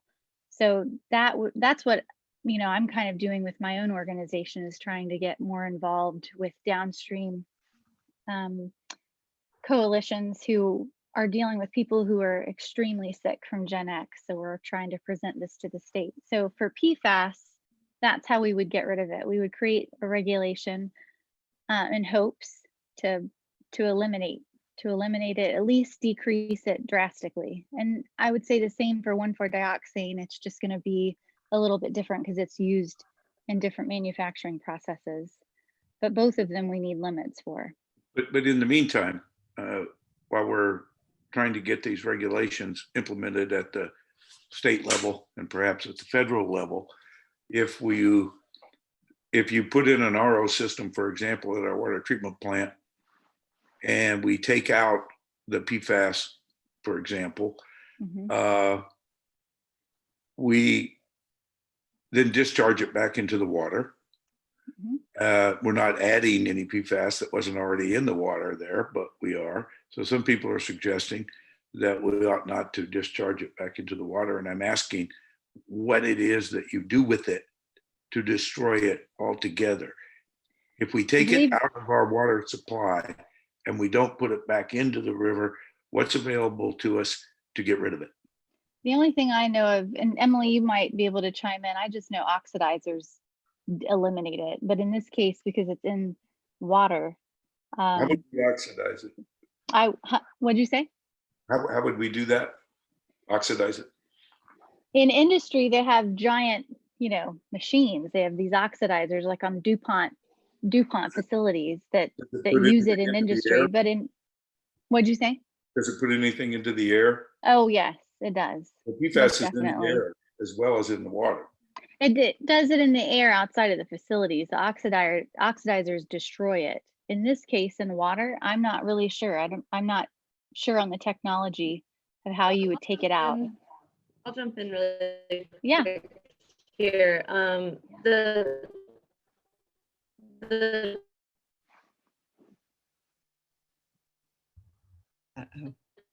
You cut out, Emily.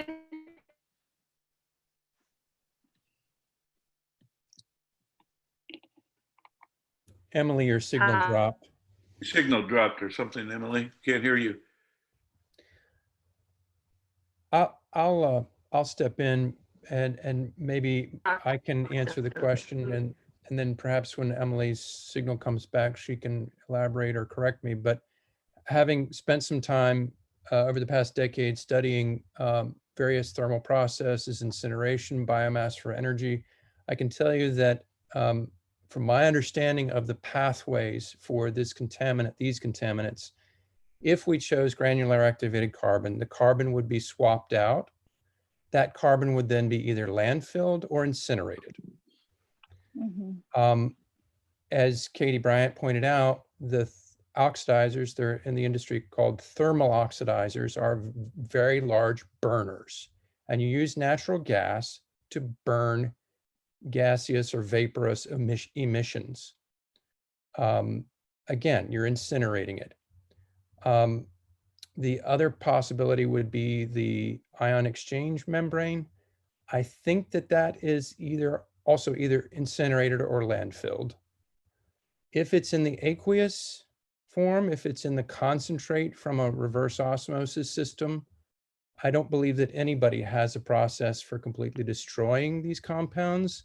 I think that they could be further treated with, CDM Smith presented some information about, I think it was either ozone or one of the forms of visible or invisible radiation, where some of the compounds can be broken down. Perhaps it's ultraviolet. I think it was ultraviolet, but you can't get rid of it all. And it would be very expensive for us to process our concentrated effluent from a reverse osmosis system when essentially those contaminants would be there whether or not we pulled them out. Yes, Mhm. exactly. Yeah, there's a lot of ongoing research right now to address these. We need it to, unfortunately. Yeah. Yeah. So That's why the argument is to constantly go back to the root and stop using them, because it is pollution so prevention. hard to eliminate them. exactly, pollution prevention at the source, Right, right. but we don't control that. And so as we look at the two options that the pilot study that CDM Smith is doing with the GAC and ion exchange versus RO, and as the mayor alluded to, you know, how do we get rid of the concentrated effluent of RO? Just for rough numbers, in conversations I've had with Reed Barton with CDM Smith, we talked about, you know, what is that waste stream byproduct? And he said, you know, probably between 7 and 10%. And so in rough numbers, you know, if, again, I won't insult your intelligence, but if we treat 1 million gallons of water a day, which is going to be an ever growing number, that means we have 100,000 gallons of concentrated RO effluent that has to go somewhere. I can tell you that our downstream neighbors will be very concerned about that. There's only, to my knowledge, there's only one other RO system that's been approved in the state. That's in Brunswick County. Right. And much like we talked about with dilution as a solution in Jordan Lake, the Atlantic Ocean is a much larger body of water. And with no downstream neighbors, RO was much better achieved for them to attack their Gen X problem. Fortunately, we don't have Gen X, but we've got plenty of other things in our water. And so when we look at the permitting process, it is our fear at the staff level that going to RO, while greatly effective, the byproduct of just a generic and a vacuum concern of where that byproduct goes, but also we fear that the state's going to prolong the permitting process because we will not have a clear answer for what happens with that byproduct, as opposed to the GAC and ion exchange, where we will very likely incinerate it and the state will have much more clarity about what's going to happen with that. It's a much more common practice to do that. And so we feel like the permitting will be much more expedited in terms of having a solution in place. So I don't want to give you all the goodies before that presentation's provided, but that's a lot of the calculus that we're providing right now or contemplating is not only do we want to find something effective, we want to find something that's sooner than not effective. Right. Right.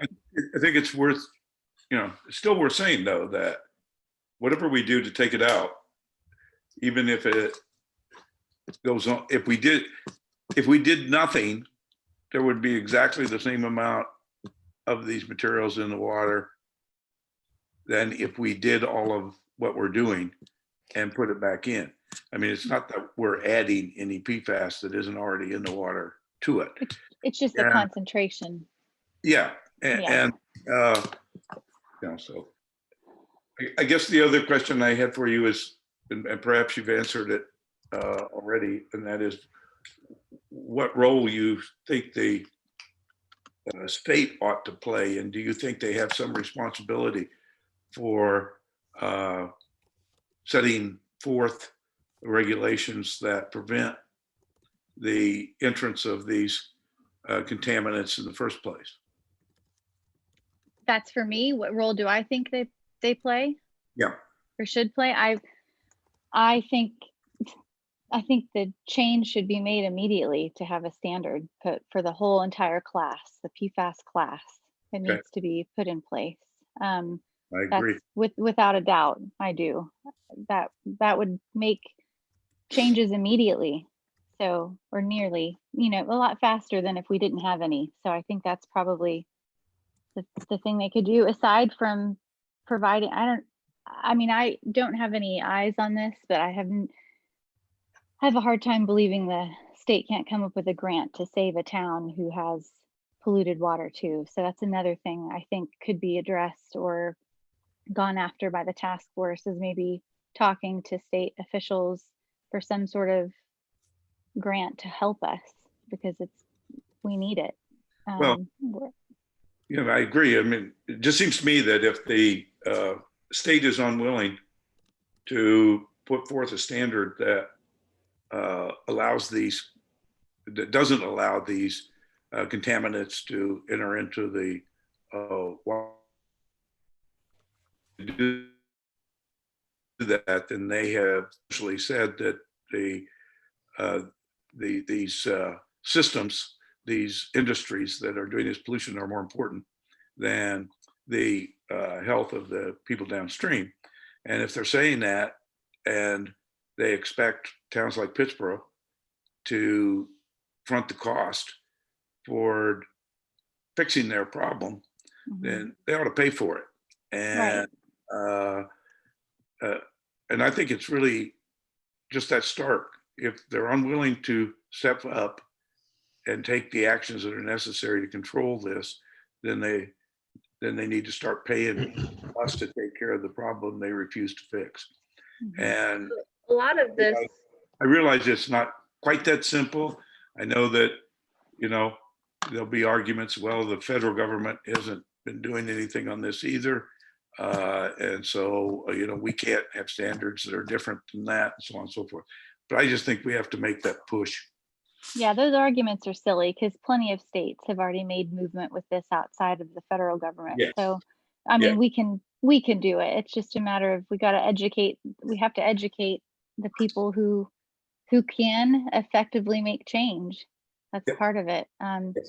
Part of that is why I said the town should speak up. I think with a voice loud like this, we could probably exact some change quickly for Pittsburgh. Thank you. Katie, part of that report is makes mention of the Attorney General and embarking Josh on an Stein. investigation. Yeah. Do we know the status of that investigation? Because honestly, I don't think we knew anything about the special order either. Yeah, Emily can speak to that. I think she was actually just about to say something too. Okay. Yeah, so Attorney General Josh Stein is really just targeting Keymores at this point. We've sent them a list of all of our known dischargers in the HAW and have started conversations just saying that we'd like to be a resource to them and like to be included in the conversation. So that's really just focusing on Keymores and Gen X at this point. But I'm still hopeful that it'll be expanded in the coming year. The thing about the special order by consent, this was the second notice for the open comment period. And the first notice was back in, I believe, back in August. And I know I did send out an alert to all of the board and the town manager at that point. This was the second extension of that special order by consent for Greensboro. And I just wanted to add one point to Mayor Noss's point about statewide engagement. Part of this is the agency, part of it's DEQ and Department of Water Resources. There's a triennial review process coming up starting in May of this year, and that's the process where surface water standards are reviewed and amended. But part of this is legislative. And so I can't express how important it is to let state representatives and state senators know that this is an issue, because a lot of it has to be a legislative push, whether it's the Environmental Management Commission or whether it's representatives and senators at the state level. It takes both sides for this to happen. And to Ms. Sutton's point right there with the legislative side, I think it's important to note that our representative, Mr. Reeves, was just unanimously appointed leader of his party. So fortunately enough for us, again, as I've said many times, folks like Ms. Sutton, Ms. Bryant, Ms. Platt, Dr. Birnbaum, who was involved, all those, again, it's unfortunate that we have to deal with this, but it's very fortunate that we have the expertise that we do in our community to attack something like this. Certainly from a legislative standpoint with Mr. Reeves' position now, and as before with his tenure, I hope that we can get some action in that. So for anyone, I don't know Mr. Reeves personally, but for I have anyone who, spoken with him and he is willing to come and listen to all of this. He said, tell him when and he will get involved. He wants to help. Like he made it very clear that he wanted to help Pittsboro. all right, well, So just so all of you know, he took it very seriously. And he did commit to a public forum before COVID happened. Right. So that was all dashed because of COVID. But now so many things are virtual. It may be something that we could do over Zoom anyway. Mm-hmm. Okay. Yeah. I would think so. And Robert's been a real advocate for Pittsboro in many ways. Yes.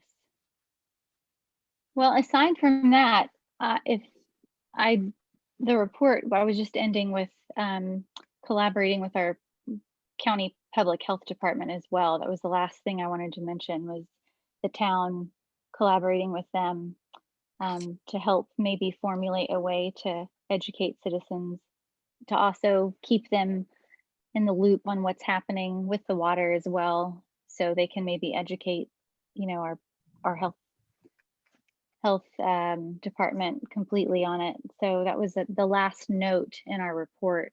We created a repository as well for you guys. It's a pretty lengthy one of different forms for you guys to read up on. Yes. In regards to all the contamination that we're seeing. There's many different links. So that repository is near the end, I believe Appendix R in the report. So Yes, I believe when you delivered the report, you said it was 8 pages long. And I think it turned out to be 238 pages long. The actual part we wrote was 7, Right. but all of our attachments, everything we had to review, we wanted you guys to have on hand. Well, there's tons of it. Yeah, Tons plus, of it. That is really nice to have that all there in one place where we can get our hands on it and read it. Yeah. I really Especially, appreciate that very much. yeah, that was our goal, was if, you guys aren't always going to be the ones leading the way. So we figured having this document to help get people up to speed would help as well. So were there any other questions? Jennifer, did you have anything to add? There were a couple of points that I wanted to just add to the recommendations. There's already the upper, middle, and lower Cape Fear River Basin associations, and those associations have the players that we've listed in the appendix for the managers, the water treatment facility staff. So that's an existing body of people that I've never been a fan of reinventing the wheel. So it may be worth reaching out to the upper Cape Fear as a starting point in terms of who we're trying to collaborate with and try to get a handle on the situation. The second thing is the long-term water resources management options. It was an extremely complicated set of options for future water sources. And as we were writing the report, we realized that Chatham County just this year, in the beginning of the year, had a presentation and a tool that was given to them. They had a very complicated study done by a consultant, and they have a decision modeling tool that takes into account the myriad of options for the county and the individual municipalities in the county. So I would say that that might be something for Mr. Jackson to take on. He has a license, Jennifer. He has a license to that at his desk. There you go. So we're hoping that that could help analyze some of the options, although in their initial report, they were recommending Sanford, and that doesn't seem to be as viable as we had hoped. Right. Those were points. Okay. So I've got the report makes mention of those agencies you just mentioned, Jennifer, and I can't disagree or agree more that we need to get in touch with. I think the 3 things was the upstream counterparts, mayor, manager, and public utilities director, start that dialogue or continue it. Because I do believe that Right. former Mayor Perry has started that. I think, in fact, yes, we should become involved with the Cape Fear River Basin Association, probably all levels, upper, mid, and lower. And I think the other one was the dioxane. It was a quarterly conference call that we should probably attend as well. Mhm. I agree with all three of those points that, there are other players that we should get to know well. Right. I think they'll all at least help help guide us through this and move with us to make change. Kyle, sorry, I jumped in on there. You're good. I have a list here of some comments and questions. I really appreciate, putting this together, all this information and getting here to present it to us. So on the sampling data, I was looking, there was a link to a website that had some sampling data from the North Carolina EPA, but the data hasn't been updated in over a year. I was wondering, do we have any more outside of the study that we're doing? Is there any other data from nearby on 1,4-dioxane in the last year that's available?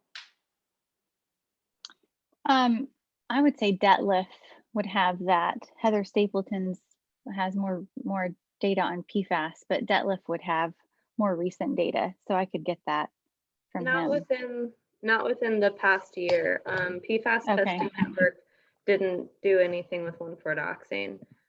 There is a grant that Dr. Jane Hoppin at NC State is a partner with from Yale. They're trying to do a pilot project to compare 1,4-dioxane in New York and in Pittsburgh. So that's a potential upcoming grant, but not any recent data on 1,4-dioxane. Okay, all right. I think what we've heard so far from our pilot study is very encouraging and an indicator, I think, of the effectiveness of putting pressure on the upstream members here. It would be great to have some corroborating data, in addition to the Right. that we're doing. So anything we could find there is good, I think. I'll try and put these in some sort of order. They're sort of loosely organized. I think Appendix M, which starts on 300, I think was a really good summary of the pros and cons of the water supply sources. That was a really concise, helpful summary on a page there. So that was really good. That's Becky Smith. Okay. And I noticed it says, this is page 21, but the Cape Fear Public Utility is currently spending I think $43 million to install granular activated carbon. I know we're currently using granulated activated carbon. So how does that compare? I mean, I guess this will come out more in the treatment options, but it seems like that may be a good option if that's currently what's being installed, what we've been using for a few years now. If we were to scale that up, maybe.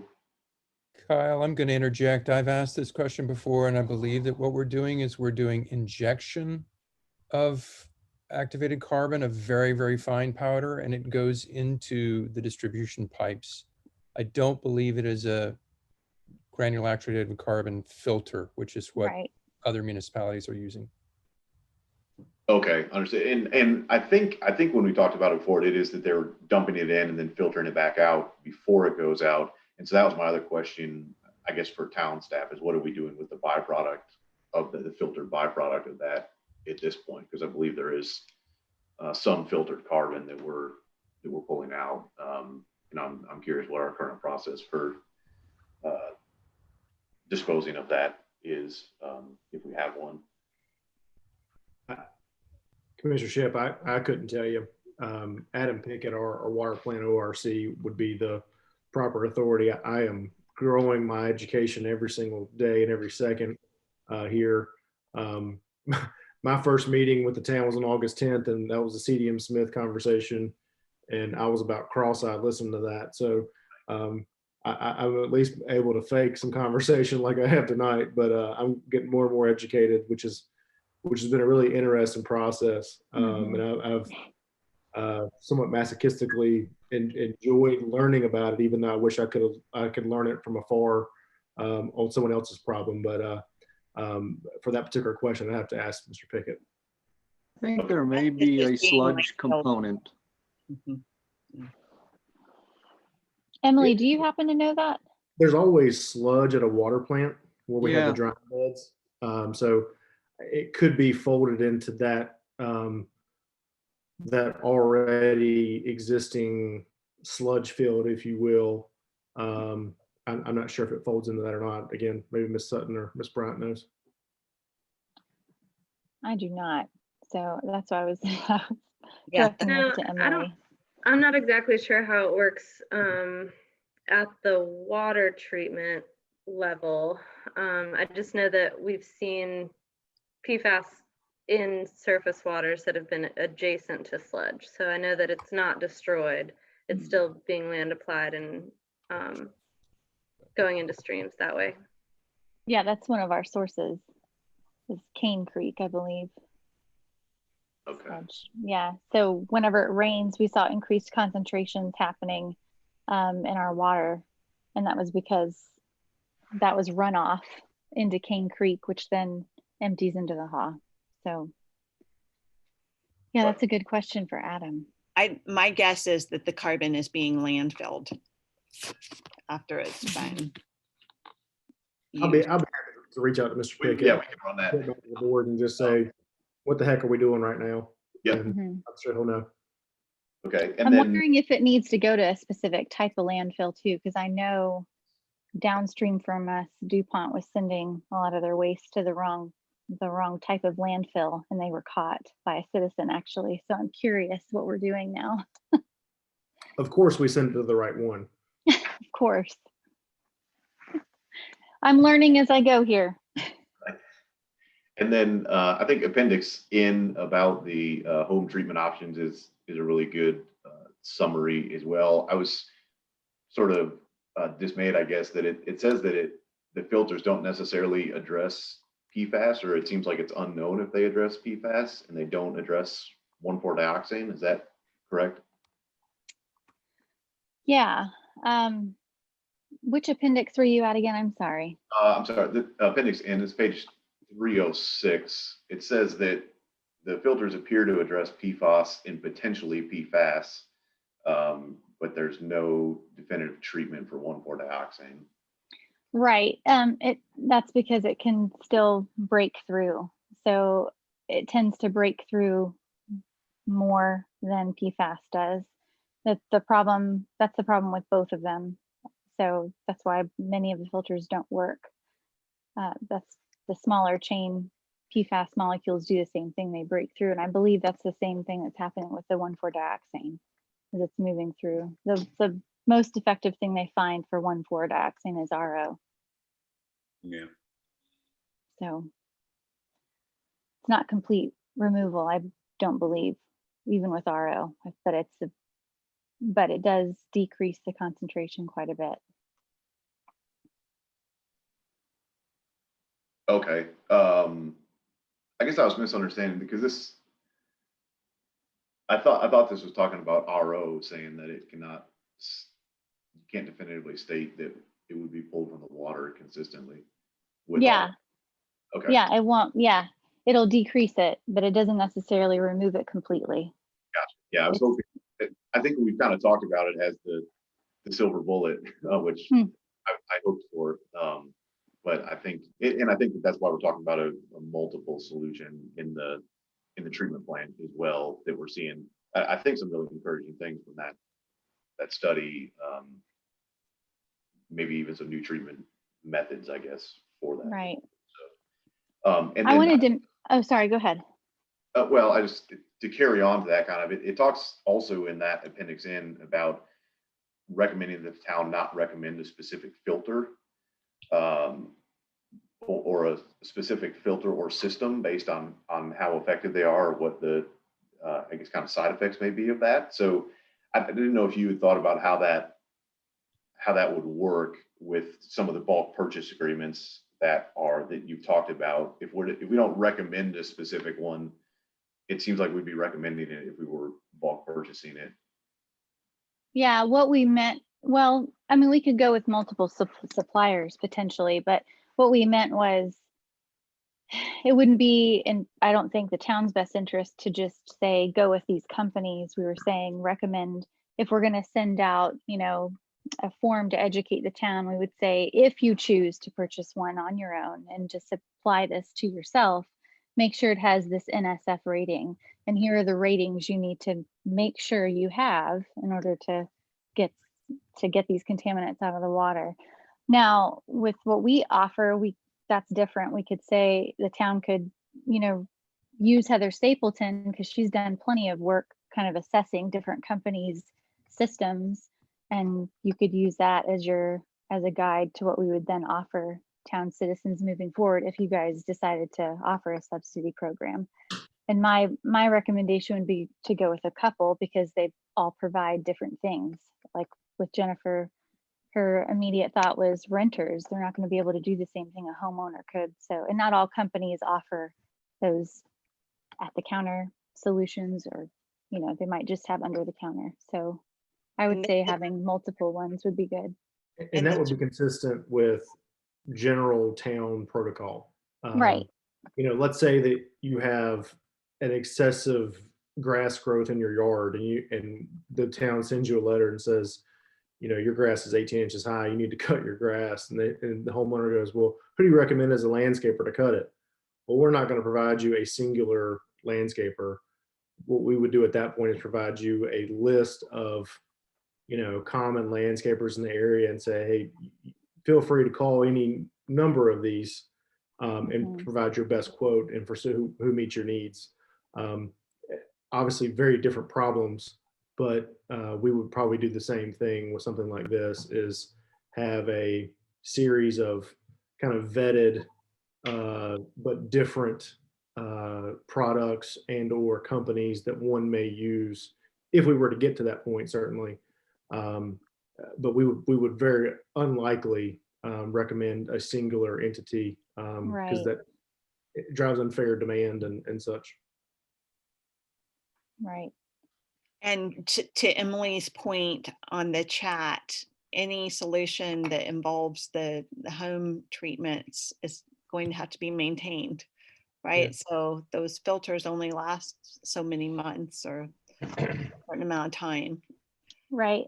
And I would say, based on what I've seen, I was using mine certain times of the year. I would cut the filtration replacement in half. So if it says every 6 months, it was really every 3 months. I was noticing that I was going to need to change mine. So that's another thing to consider in this whole process.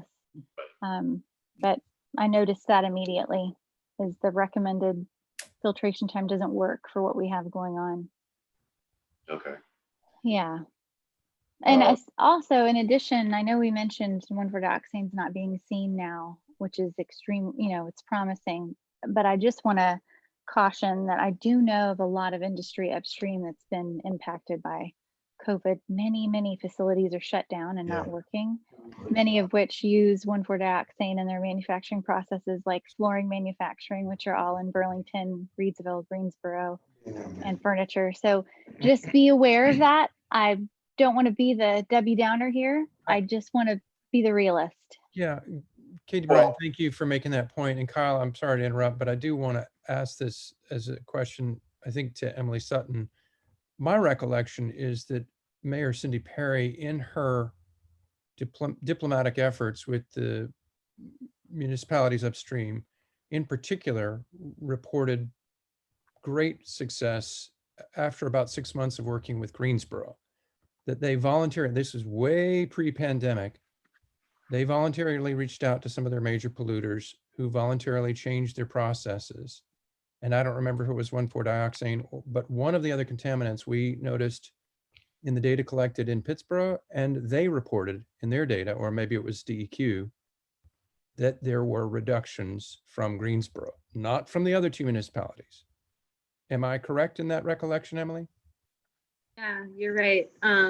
Greensboro voluntarily did a trunk line study to really look at 1,4-dioxane and where it was coming from within their sewer shed. And then had some of those industries change their practices. But there is still like the situation that happened in Greensboro most recently was that it was not necessarily a spill, but it was a big release all at once from one specific industry. So even still, it's not like this is a regular everyday discharge for 1,4-dioxane. It's these spikes that we see with 1,4-dioxane is the problem. Which is truly more akin to dumping than a procedure that could be prevented with pollution prevention procedures. Exactly. Yeah. Mhm. But I say that to emphasize that the diplomacy is worthwhile. Mayor Mary Perry had positive results of it. I don't know that that would have happened had we not been engaging or she not been engaging. So big thumbs up to recommendation number 1. And I think too that the lack of detection now, if we continue testing, particularly upstream, it could give us an advantage if pollution starts again of some of these as facilities start up. It might give us a better way to identify the sources of that, since we've got an experiment running right now unintentionally. Yeah. I think the last one I had, so the trihalomethanes in mentioned in the Sanford water was new to me, and it seemed like those are something that's present that turns into that after a stored amount of time. Is that correct? Byproducts. Yeah, so that's a byproduct from like chlorinated piping, and so what we've seen is that those compounds build up as they're in pipes for a long amount of time. Okay, and I guess I didn't have the impression that water from Sanford to Pittsburgh.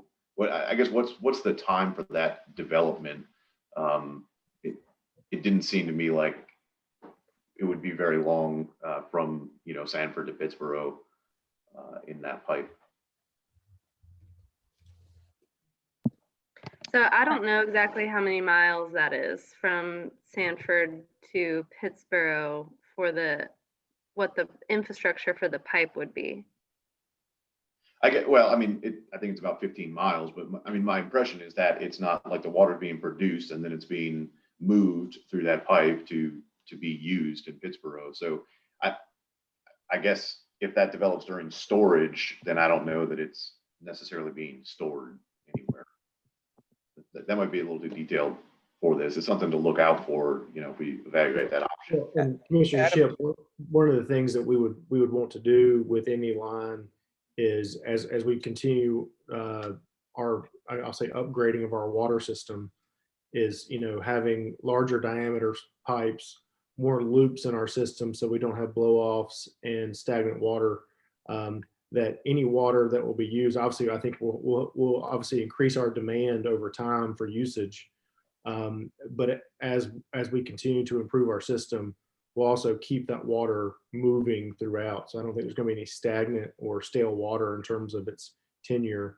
I think we'll be looking at filling up tanks and allowing those tanks to filter back out within no time. Certainly much harder to do this time of year versus summer. Summer is really no issue in getting your water flushed through the system. When people stop irrigating and there's just inherently less water usage during the winter outside of irrigation as well. That's probably the biggest concern. But I would like to think that based on our demand projections that, we're not talking about a few days of water age. It will likely matriculate through the system quicker than that. But again, I'll allow engineers and hydrologists or whomever else to better comment on that. I think Adam Pickett will be able to answer that question. Yeah. Kyle? And this was a concern brought up by Becky Smith. So I've jotted this down and I can send her that question as well, but Adam would know. And I will say Ms. Smith's about as familiar with our water system as anybody who's employed with it. So I trust her judgment and her concerns that she would bring up. Yes, certainly, certainly. That is all that had made it on my list anyway. Currently, like I said, appreciate getting this together, getting here. I know there's some scheduling issues getting here, so really great to have this discussion continued, and looking forward to the report in January on the treatment options as well.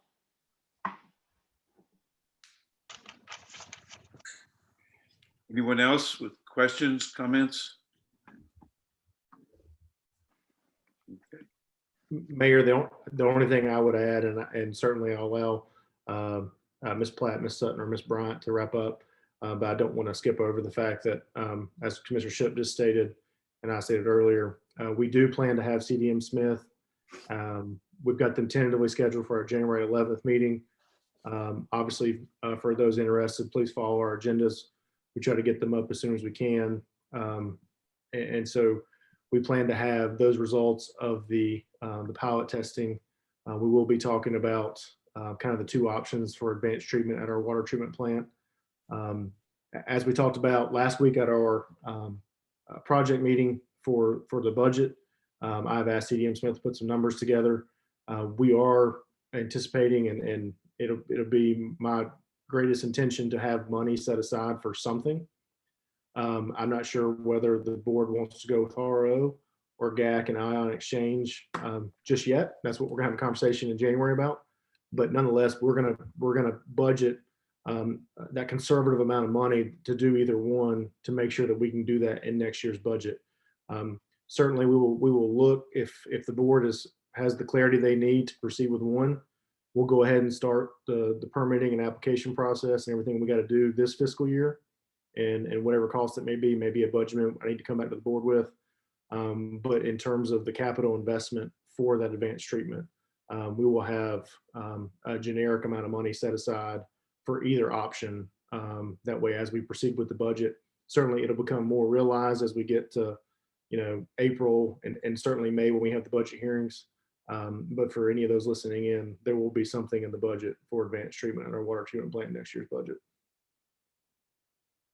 Okay. Thank you. It's wonderful. Again, thank you for all the extremely hard work and for putting this together. And I think I speak for the board in wanting to be able to tap that resource moving forward, as you have suggested, and we'll continue to work together on this very important problem and seeing if we can't figure a way to do the right thing, for us to do the right thing and to get some other people to do the right thing as well. Okay. Well, thank you guys so much. And I would just like to say that we started the task force almost a year ago now. So we started in January of 2020. And Right. every day, the users of the Pittsboro water system are drinking contaminated water. So I would urge you all to seriously consider what we can do in the short term. I mean, it's been a year. Yep. And we've known about it for a long time. So I think it's great that we've got all these initiatives going on, but we got another month before we hear the CDM report, and then what's going to happen, so I just want to encourage, there are some short-term things, we could start offering filtered water to citizens to pick up at Food Lion pretty quickly, so there are some things that we could do to educate our users and to offer solutions, because we do know that the contaminants, we saw the presentation by Dr. Stapleton several weeks ago. We know that people in Pittsboro have higher contaminants in their blood. Yeah, that's one thing I didn't touch on, but we're higher than the national average. So just it was a little alarming to hear. So just encouraging you guys, if moving forward you need us, we'll set timelines with you and really set solid goals that the board, the mayor, and obviously the town manager all agree on, then we can move pretty quickly. I feel like the task force is pretty geared to move fast if that's what you guys decide to do. Okay. So on any of these. Thank you. Yes. Jennifer, can I just ask, that was kind of basically the one question I had was the results from the blood test from the volunteers. I may have overlooked it or missed it. I apologize for that, but I'm really not sure if we got a complete follow-up on that. Yeah, there was a forum that was held a couple months ago, or a couple weeks ago now, I guess. Time is weird. But I can put that link for the recorded forum and all the results in the chat, and I'll also send a follow-up email so you all have it. Great. Okay, thank you, Emily. Jay, two things you can see in that you'll see the Pittsburgh residents are above the national average. And then one thing she was able to show is typically if there was a rise of a PFAS in the river, there was usually a rise in the bloodstream. So there was kind of a correlation made just to, you know, keep that on your radar when you look. But okay. Thank you very much. And thank y'all for all your hard work. Yes, it's an honor. And Emily, if you would like, you can forward that. I'm sure I can find it easily myself, but if you're going to go to the effort of finding that link, you can send that via email too. I'll make sure that gets to the board as well. And one thing with that study that Dr. Stapleton from Duke did, they did recognize a couple of the PFAS contaminants that seem to be higher in Pittsburgh than not. And I have forwarded those along to CDM Smith to allow them to review their treatment options to make sure that particularly those two PFAS contaminants are going to be treated with anything that we do. Certainly there, as Ms. Bryant said, there's 5,000. Generally there's, I think it's either 20 to 50 that are generally tested for or researched. There were a couple that were less common, but that were prevalent in our water. So I've asked CDM Smith to make sure, certainly we want to, if there's something that's prevalent in our water, we want to make sure that we're treating that and not ignoring maybe a higher contaminant. Excellent. Okay. Thank you very much to the task force. Thank you. And I especially appreciate Dr. Platt's comments there at the end. I do believe that this is an urgent situation. I myself have concluded that after reviewing the task force report, I'm eager to see us build a filling station. I believe that staff are entirely capable of managing this. I think that if this board chose to pass a motion to empower staff to figure it out, design the filling station, find the location, site it, build it, I think we could get it done quickly. And I think that the location and design should be left up to the manager and his staff. I think it could be done with a simple on-off switch from the drive-through at Town Hall. People can present their water bill to have the machine turned on so they can fill for free or at a modest per gallon charge. I don't think we should charge. We're already charging for water at their location. And I'd like to make a motion that that this board empower our manager to do that.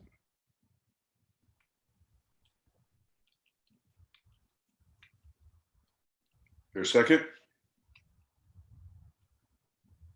I'll second that for discussion. I'd like it if we could make the motion that would clarify the goals of that, I guess, in regards to what we know about RO and its effectiveness, and in order to have a treatment option, I guess we would need to have goals that would accomplish, because I don't want to give people a false hope. I think better is better, but I would also want to be clear about what may still remain in that water, and then there's issues to work out as well for people who wouldn't be able to retrieve the water, and things like that. So I guess I'd be certainly in favor of looking at the option. But I don't know about one motion to, design and construct without knowing some parameters around it. Well, and my general reaction is I'm not in favor of that, but I am in favor of us looking at what can we do. And I favor the in-house solution. I think it's more than just the in-house, it's the commercial, it's the institutional uses as well. And I would definitely support a motion to ask our staff to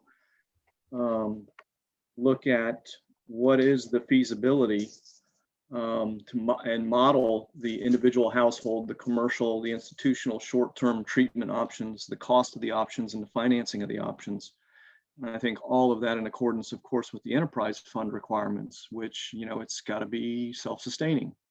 So somehow, some way, we've got to recoup the expenditure of it, whether we raise rates or offer, a really sweetheart deal from a financing perspective of allowing people to pay this off over 60 months, let's say. So I would definitely be in favor of that.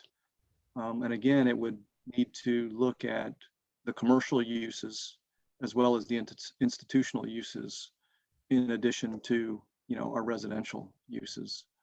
I think that'd be the most effective. And honestly, I do think we probably need to wait to hear from CDM Smith as to what the pilot testing is showing us is happening. Because that's a large scale operation that's, I think, going to give us critical information to know how to address this matter on a short-term, immediate perspective. John, I will also say too, I think that's a great, I just would like a little more information on it. Thank you, Commissioner Farrell. And I'll modify it to ask that the manager present us with a proposal rather than go out and go ahead and build it. I think that the commercially available, commercial scale RO filters will have the NSF ratings that were detailed in the Appendix N memo. And my concern about in-home measures is that we're going to be double spending. I believe that this board is resolved that one way or the other, we're going to do a town-wide advanced filtration system. We're going to make improvements to our drinking water plant that will address these contaminants. We'll decide on that in January or a little bit later. And if we, in the interim, while we're waiting for that to get built, go and invest in systems under people's sinks or on their countertops, those systems will all be rendered obsolete by the time we get the town-wide system built. So I'm not in support of spending double on double infrastructure, redundant infrastructure. And I think there's also substantial concerns and questions about spending money on the meter side of water bill accounts. So, I think that the solution for the immediate near term is we need to provide filtered drinking water to folks. And I think the best, cheapest, fastest way to get that done is to have a commercial scale RO system in a town-owned building and allow people who are water account holders to have access to it. I think if we have the in-home solution, we're more likely to have folks drinking and consuming a higher percentage of the clean water than if they have to get in their car to go collect it.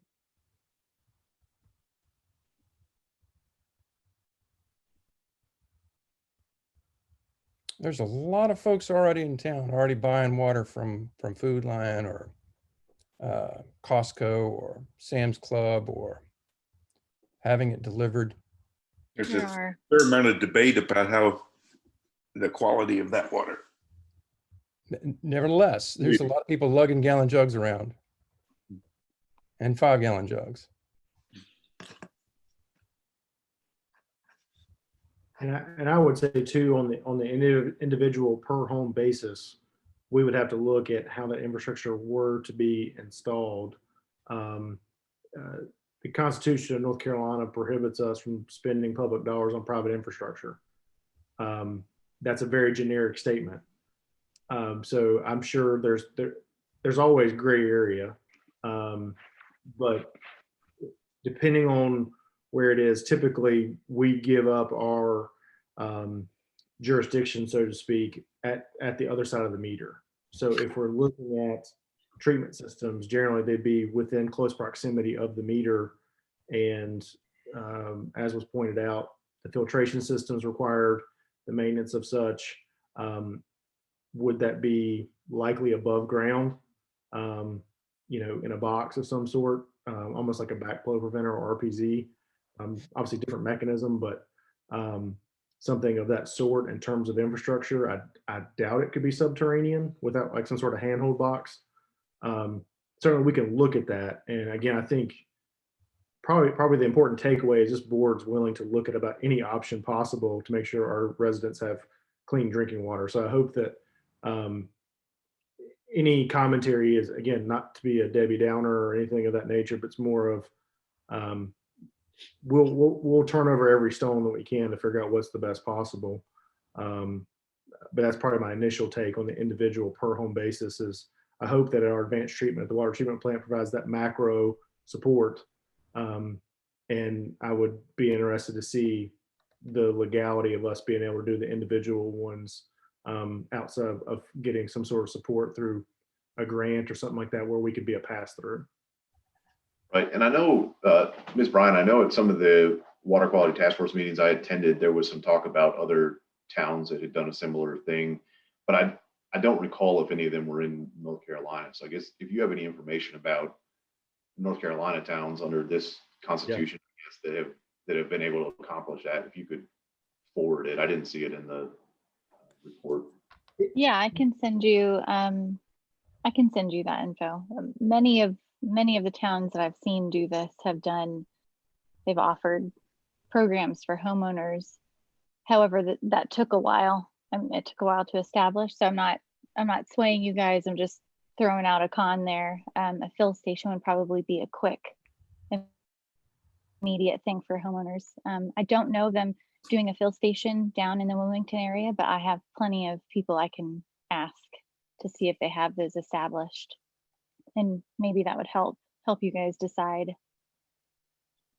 Yeah, I think that would be really helpful. Again, no reason to reinvent the wheel if someone's already conquered that concept. And I'd be very much willing to talk to their town manager or city manager, or talk to their town attorney, someone who's kind of taken on that hurdle and said, okay, well, this is how we worked around it. This is the guidance we were provided through whomever.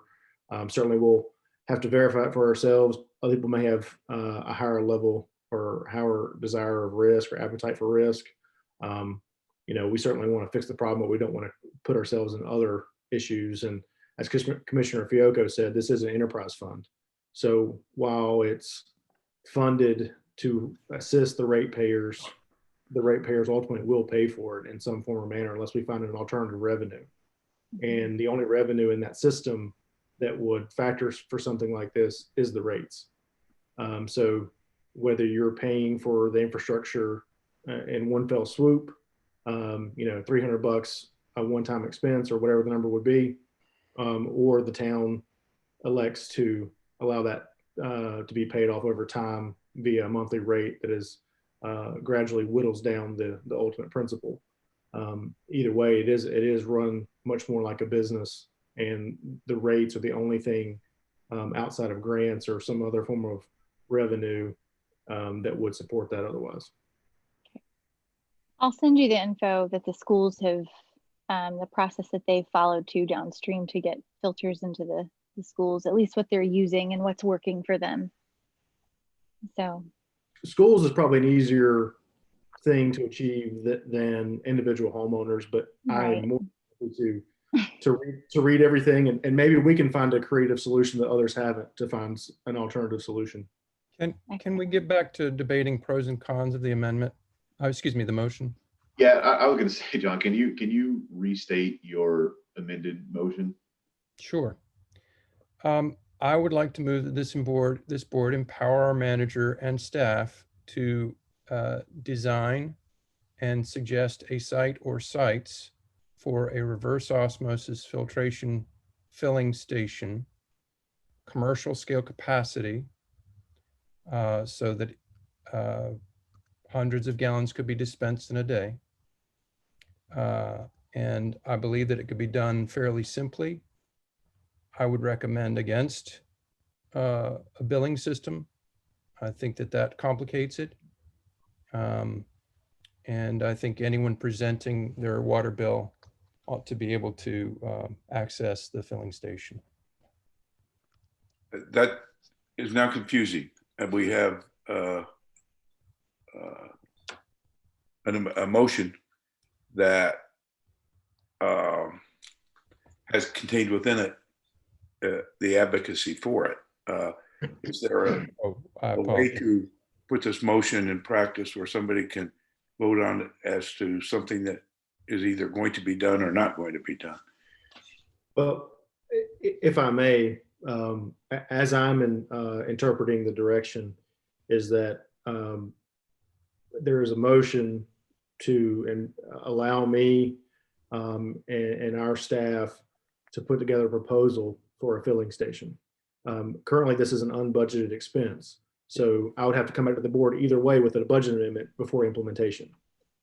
So what my direction, as I'm interpreting it again, is that the board is empowering me to proceed forward to discuss or to discover the efficacy of a commercial size filling station somewhere in the town, presumably town hall, to look at obviously the pros and cons of it, if there's a byproduct and such, as well as the overall expense and time frame in order to do that. I appreciate that simplicity because I wouldn't want to limit to RO or to a water bill necessarily if it's a renter or some other situation. So I think something simple, John, if you could restate again, sorry, since you have the floor of the motion. Let me say something first. I do appreciate that Mr.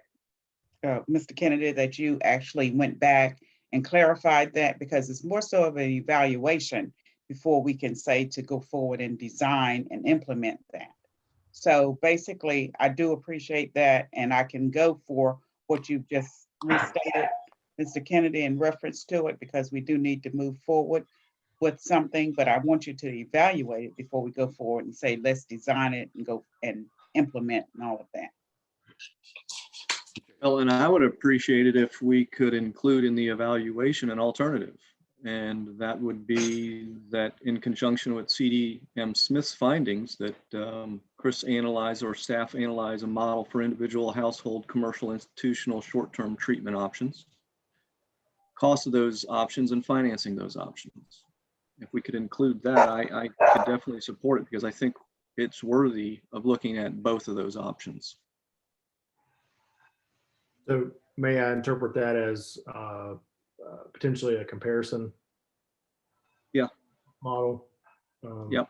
Again, similar in effect that as we're for the wastewater, or excuse me, the water plant, as we're looking at RO or GAC and ion exchange as I won't say competing, but complementary alternatives where it's rather binary. Perhaps the filling station concept and individual household concepts would also be somewhat binary in their effect of, again, Board of Commissioners, you have two options for our most immediate as we go through the permitting for our larger system improvements. Here are two options One is kind of a centralized system. One is a, I'll say decentralized system, for lack of a better way to put it. And here are the basically the CBA of that, and how those two operations jive legally, timeline wise, cost wise, and the proper information to allow you to make a decision.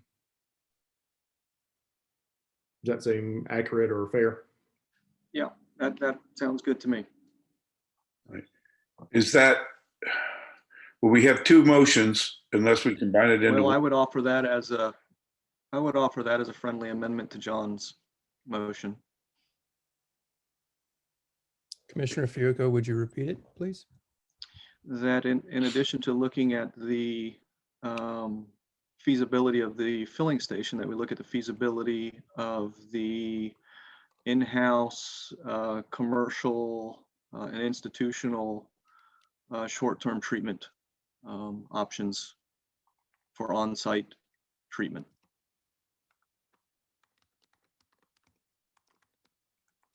Is that acceptable, John? Yes, that's acceptable. Okay, so. Maintain my second. All right, it's been moved and seconded. All those in favor? Aye. Aye. Aye. It passes unanimously. Thank you. Okay. Any other discussion on the Water Quality Task Force report before we move on? Okay. The next item on the agenda then is the report to the board on the UDO. Thank you. And Teresa Thompson here. Start the presentation. And before Teresa gets going, I'll borrow from the task force and say this is 7 pages. Allow you to find out otherwise. Yeah. Oh, you got some links in here? Yeah. All kidding aside, thank you to the task force as well, obviously. Yes. Yeah. Okay. So the draft Unified Development Ordinance was included in your packets. And this was written by Clarion Associates, which the town hired them to create. And Clarion combined several of the town's existing freestanding land use and environmentally related ordinances, including the zoning ordinance, subdivision ordinance, flood damage prevention ordinance, riparian buffer protection ordinance, and stormwater management ordinance into one document. So the goal was to basically consolidate all of the regulations. And they also added several new sections as well. So planning staff has been working together over the past several months to address several comments on the UDO. And we'd like to thank Commissioner Fiocco for his very thorough review of the UDO. He provided only 380 comments for us to review. So we did that. Is that a challenge? I'll play. We kept finding more and more, so we were like, oh, let's add it to the list. And also, I'm pretty sure Kyle had quite a number as well. Oh, okay. Well, I'm sure it included a few of the commissioners. And thanks to Manager Kennedy as well. He provided a lot of his planning expertise throughout the process. So we've all met together, discussed the UDO several times over the past few months, and we have subsequently updated the draft, which is the red line version that was sent to you in your packets. And there were 6 discussion topics included in your memo. And we'll invite feedback on these topics in the coming months. Just a brief explanation, looking at the memo, number 1 being zoning districts, with the recommendation to wait to replace the zoning districts until after the land use plan is updated, to have a more comprehensive review of future growth patterns and land use patterns that best fit the future of Pittsboro. So wait until that's done first and keep the existing zoning districts until that's done. Number 2 is to discuss whether to remove lot widths and lot frontages, pros and cons to that. Same thing with private streets, to discuss if we want to remove or require only public streets in and outside of the town. There's also a new section created by Clarion called neighborhood compatibility. So discussing if we would like to move forward with that at this time.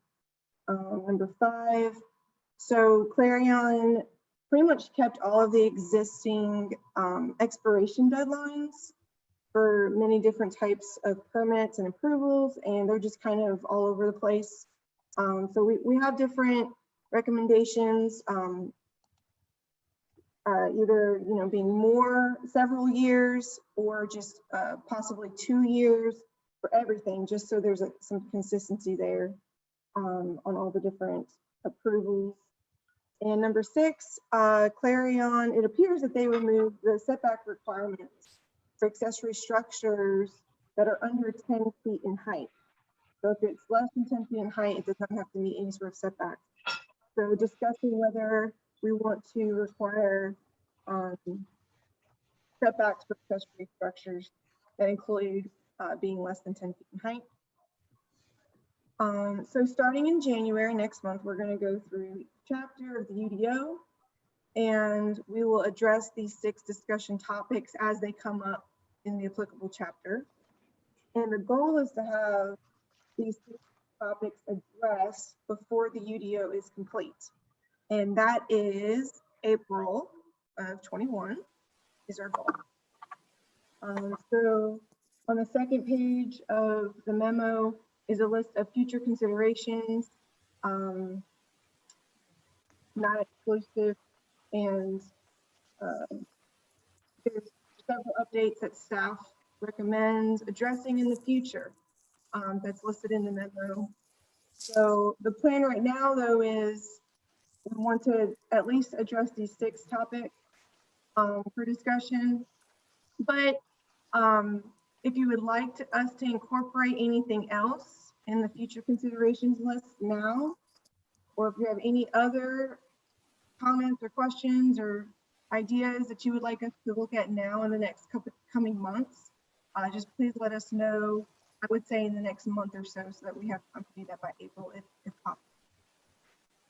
And Teresa, I think that's a great overview so far. I want to just interject real quick to the board about some of those considerations that we very much anticipate will be folded into the document. Obviously, affordable housing, accessory dwelling units, secondary ingress and egress.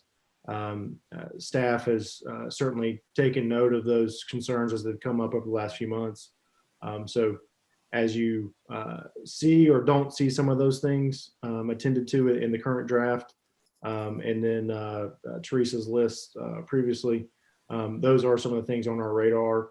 But again, it always helps to reiterate those to us, just to make sure that we're hitting the marks in terms of policy creation.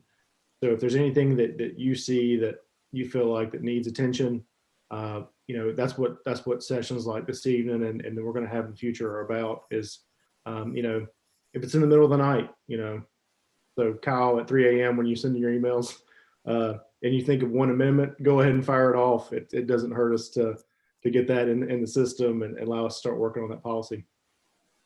I trust you're used to ignoring my emails by now, so. I wake up every single time and I make sure that I attend to them immediately. I've noticed that, Chris. Only Shorty's emails do I respond to at 3 a.m. I've got, I'm sure, lots of questions. One, I'll start with one.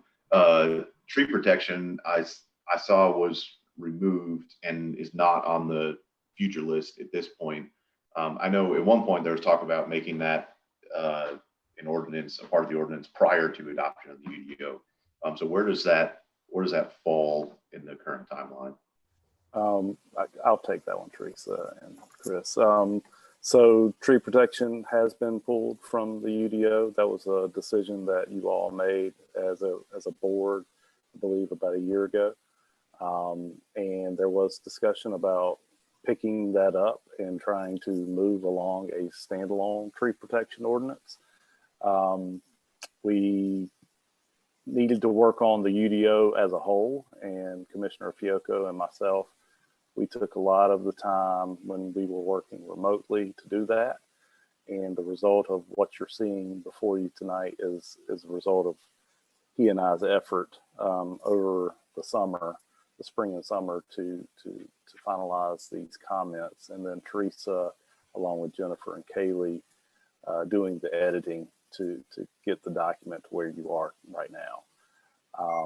So tree protection is definitely a future consideration, as there are other items that we've talked about in the past.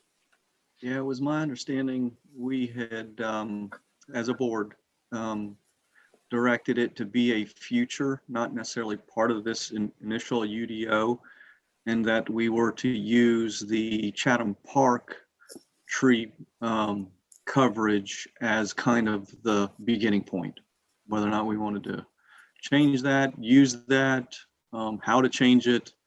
So I think we've got a good template to work from, but yeah, it was supposed to be in the future additional the future UDO updates.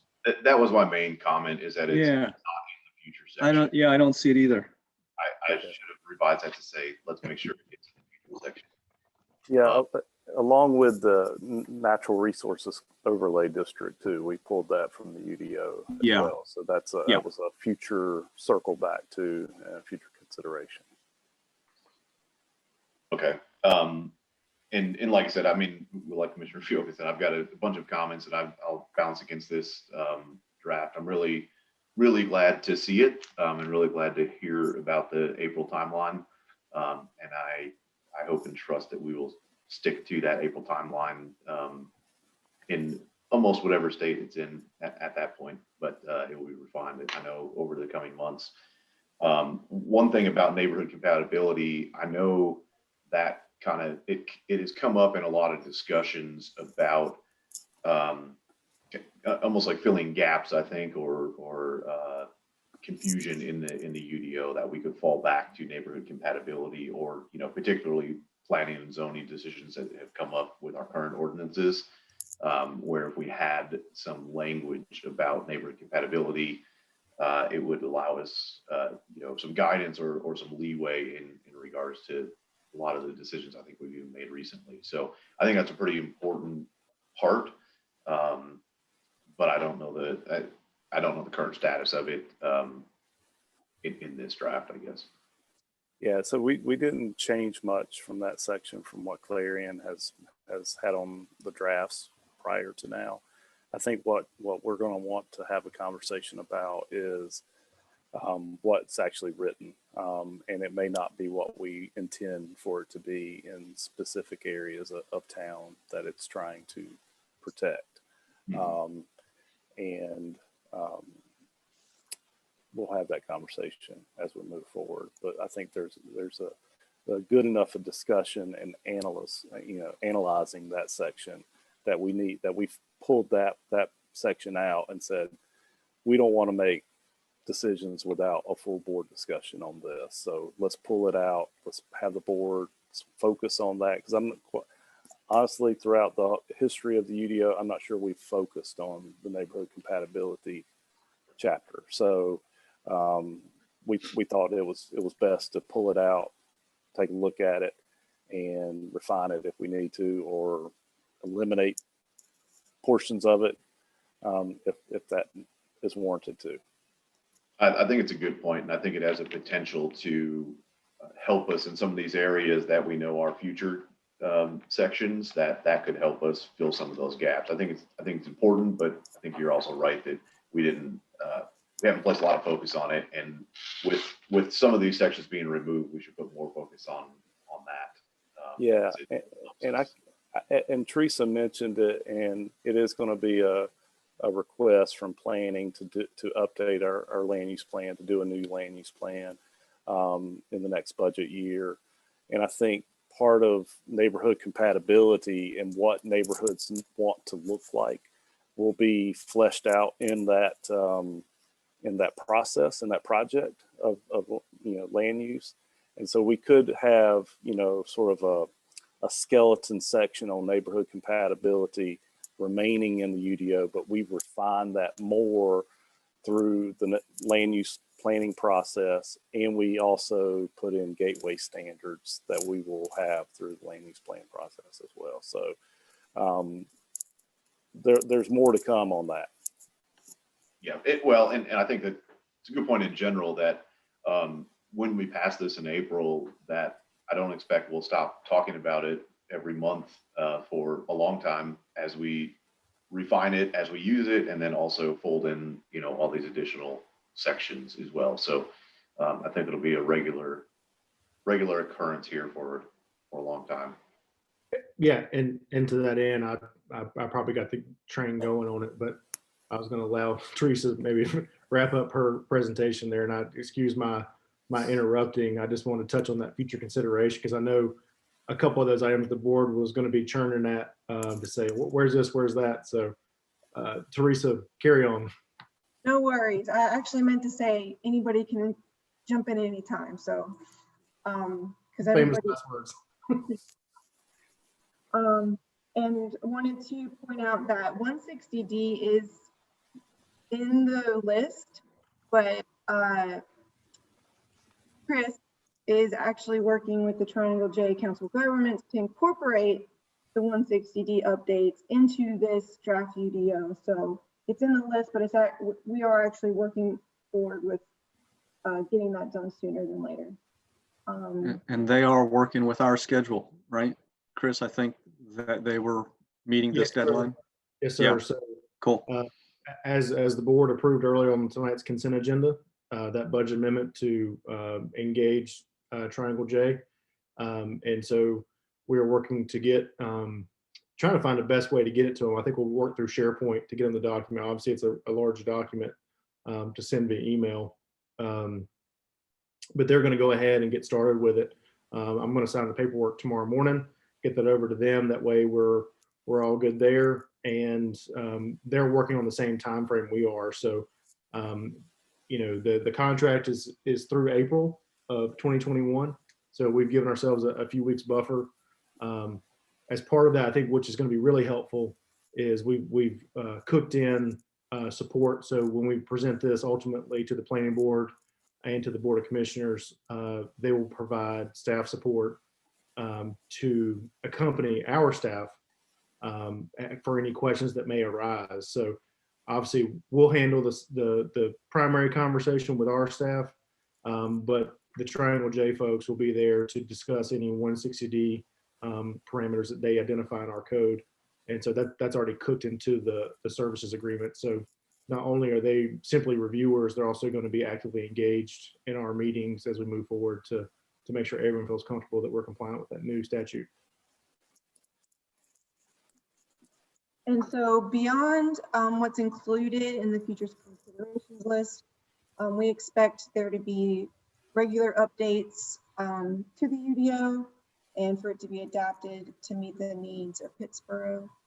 And we also anticipate that once we start using the UDO day to day, that we'll find additional updates that we need to make. And another one of our goals is, and this is over time, but to make the UDO a little more reader friendly. There's been several comments about the fact that it's over 500 pages long, and we want to make it where anybody can read it and understand it. Maybe shorten and simplify some of the sections, condense some of the sections that have kind of like redundant language, just make it a little simpler. So just to recap, our plan is to bring this back to you every month between now and April to review the UDO chapter by chapter. And we're going to go over those 6 discussion topics. So we still have a little bit of work to do, and we just have to decide, or you guys have to decide and let us know, give us direction on What do you want us to do before the UDO gets adopted, and what can wait until after the UDO gets adopted, especially if we're trying to make that April deadline. So, and of course, any other points of consideration can be added to the list that was included in the memo. Just let us know. And so thank you. And if y'all have any questions, please let us know. And Teresa, thank you for that. First and foremost, thank you to our planning staff. A lot of work went into this. With Jeff's leadership with that, Teresa spent many hours working on it. Commissioner Fiocco and Jeff spent countless hours, obviously a lot of it predating me entirely, but certainly since. And so there's been a lot of effort to try to get this thing in the right direction. You know, as an attorney told me one time, this thing is not a constitution. It's meant to be amended. So we will have amendments over time, and as conditions change in town, we'll change it over time. We hope that we have a great document to start with. And as we start to implement, invariably that we'll find confusing points or something that needs more clarity or friction points. And we'll seek to adjust accordingly as those come up. So, you know, while we strive for perfection as we know it won't be perfect. And so we look forward to your comments and feedback as we go through this adoption process. What we've envisioned is to give you some reprieve in timing. Obviously, we have 2 meetings a month. I don't know that we need to hit on it every single meeting. But obviously we'll kind of play that by ear at the need of the board. If we go to the second meetings of the month for January, February, and March, it actually puts us in really good shape to get to the April adoption. Obviously, we'll have it as much as you would like. We're here to work with y'all. We've got 6 meetings in advance of that, so we can touch on this. Again, I think part of the direction that I would like, and I think staff would appreciate, is, you know, what does the board want to do for next steps? We can have this as just a placeholder on your agenda for every meeting and allow you just a forum to discuss it. Or we can find some other alternative to that. We want to make sure that we're hitting on this, we're hitting our marks, and that come April, everyone's going to be more than ready to adopt this and say, we are prepared, let's rock and roll with it. Yeah, there's things we want to work on over time, but right now it's good enough, and let's get that UDO adopted. It beats our existing ordinances in terms of their sufficiency and adequacy. Let's get those going, and then we'll seek to make other amendments as we see fit over time. So again, thank you for all those who've been involved to date. It's been a long time coming. But there's still more work to do, and I appreciate the board's support and your attention as over the next several weeks and few months, because we'll need everyone's help to make sure this is the best document we can have.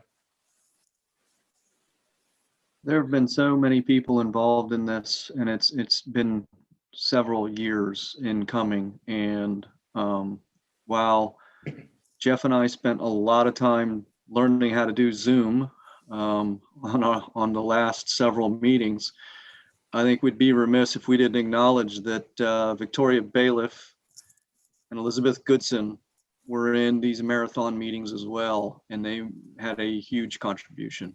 So I think you know, Jeff and I learned how to get along without those two helping. Yes, agreed. And I would just comment, Chris, that to make the best use of these meetings that we have coming up to discuss further, I think providing some structure around those individual meetings going forward would be useful, at least plan structure. We can always modify and change as we go along. But I think we would have a better use of our time if we knew, for example, that at our meeting in January, we were going to focus on this piece. And maybe in February, we're going to focus on this next piece rather than just trying to not have any structure is all I'm saying. And Mayor, I agree. I think, you know, approaching this like a Likert scale of yes, no, maybe so type, it would be, is a difficult task. Yeah.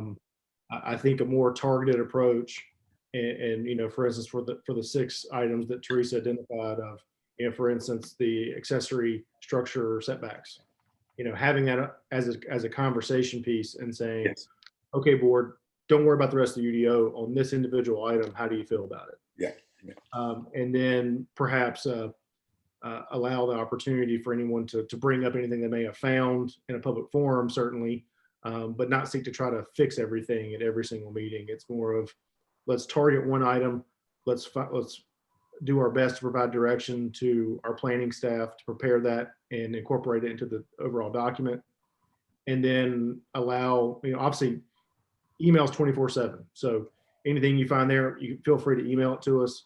But if you wish to bring it up in a public forum, we can allow for some time to introduce topics to staff and allow us maybe to come back at the next meeting. And again, you maybe have that as our targeted item. Okay. I think it'd be great if staff could give us a proposed plan to get to April, you know, Article 1, January, whatever. And then at least we would know if we're choosing to deviate from that, or, you know, how our impacts of discussion or longer discussion or things would affect that. Yes, I second that. Yeah, so that's totally fine, and we have ideas of how the progression should go through, and Teresa and I will work on that, and Chris will send it to you. You know, you can help us with that, and then you can get that out to the board. We don't have to wait to the next meeting on that, so we'll work on that here shortly. Thank you, Jeff. I have one question. I'm a little confused. I'm sure everybody else got this email from Liz Cullington. I was a little confused with it, but I would just like a little clarification. I know she had sent something regarding that we were changing the downtown height on downtown buildings from 50 to 90. Is that correct? Because I'm not aware of that.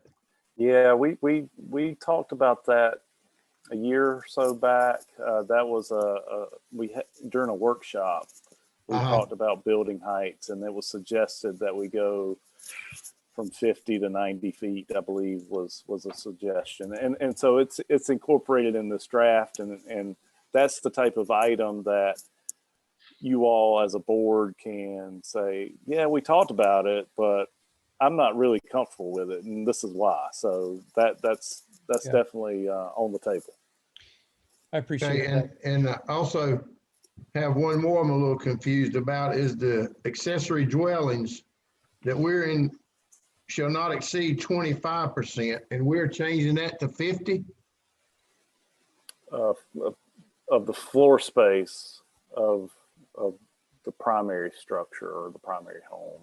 So a 3,000 square foot house could have a 1,500 square foot accessory dwelling behind it? That's what's in the draft today, yeah. Okay, I'd like to make note that we double check both of these, honestly. Okay. And Commissioner, Yes, sir. With the accessory dwellings, it's not incorporated in there. I think probably with full disclosures that probably Teresa, Jeff, and I probably thought somebody would point that out and kind of poke at that policy. What is oftentimes used with that is that there's for instance, in a previous life, our standard was 50% of the principal structure or no greater than 1,200 square feet. And so that way there was a limiting factor, but also an allowance there. So again, we'll have to determine what's appropriate for Pittsboro, and that's why we have our esteemed Board of Commissioners who handle our policy. So I'm sure we'll be able to find the appropriate number. So right now, we do not have a maximum square foot, correct? I don't see it here. In our current zoning ordinance? No, I mean, in this In the draft UDO. For accessory dwelling units? Yes, sir. Oh, I thought there was. Teresa, do you have a idea on that? I don't have it right on. I don't have the draft right at my fingertip. My screen, let me see, hold on 1 second. I'm on Jay, are you reading from the email or looking at? 337. Beg your pardon? Are you reading from the email or looking at the draft? I'm looking at the draft. Okay. Okay. I'm on page 3-37. And I didn't see anything about it. I mean, like I said, a lot's been thrown on us. I'm sure I have forgot a lot of it too. So I appreciate everybody's time and to this. My computer's being slow right now. It's not letting me search for that. Well, let's take that up at another time. I do think that we ought to spend some specific special time as a board focusing in detail on accessory dwelling policy. I think I've heard before this board speak in general of a desire for increased density in the older parts of town, but we do need to plan that carefully.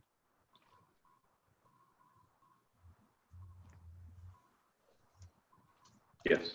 And my concern is on the low end of that as well, that we don't penalize people with small homes. But Yeah. And honestly, I think that was one of the reasons it went to 50%. But I too, like Jeff, thought there was a maximum size for, like what Jay just mentioned, the 4,000 square foot home with a 2,000 square foot accessory or even larger. Yes, sir. If it's between 1 and 5 acres in size, then it's 50%. There's no maximum. And that's the lot size? Yes, sir. If the lot is between 1 and 5 acres in size, your accessory can be up to 50% of that, of the floor area. And I do not see a maximum. Maybe there was something for the smaller lots.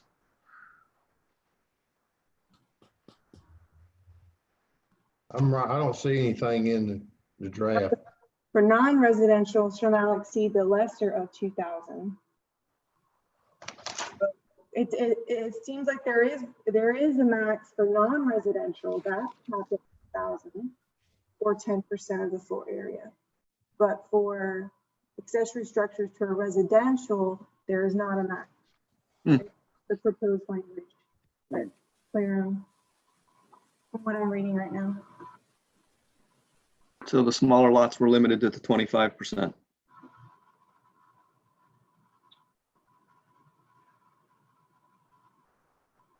Well, and I think this is a kind of a poignant example of what we can do during some of this targeted approach is, again, as the board finds these concerning, again, be it lack of clarity, be it friction, whatever is creating the uncertainty, perhaps take 1 or 2 of these at our upcoming meetings, dedicate a few moments to it. Again, it's not something that we can't quote unquote whip in a meeting. We can probably certainly do a standard. We've got planning professionals, we've got lay persons, we've got board of commissioners who are all involved in this type of stuff. So I think this is just a great example of what we can do and kind of brainstorm and say, okay, what would the board like to do with this? Allow Teresa and Jeff to kind of lay out the standard, throw that section of ordinance on the screen and say, here's what we're proposing as a policy. Obviously have it to you in advance and say, okay, board, what do you think would be a good amendment to this? Are you good with the language as proposed, or where do we need to tighten up? I think we could do that without too much burden. And I think that's kind of what we hope the intent of the next several meetings are to be, is to tackle those items. That's the section 3.3.3 if you'd like to review it. Sorry, Teresa. Section 3.3.3. The highlighted paragraph, if you'd like to look at it. I think it does kind of go to the bullet about simplicity and condensation as well. This is never going to get more simple than when we pass it in April.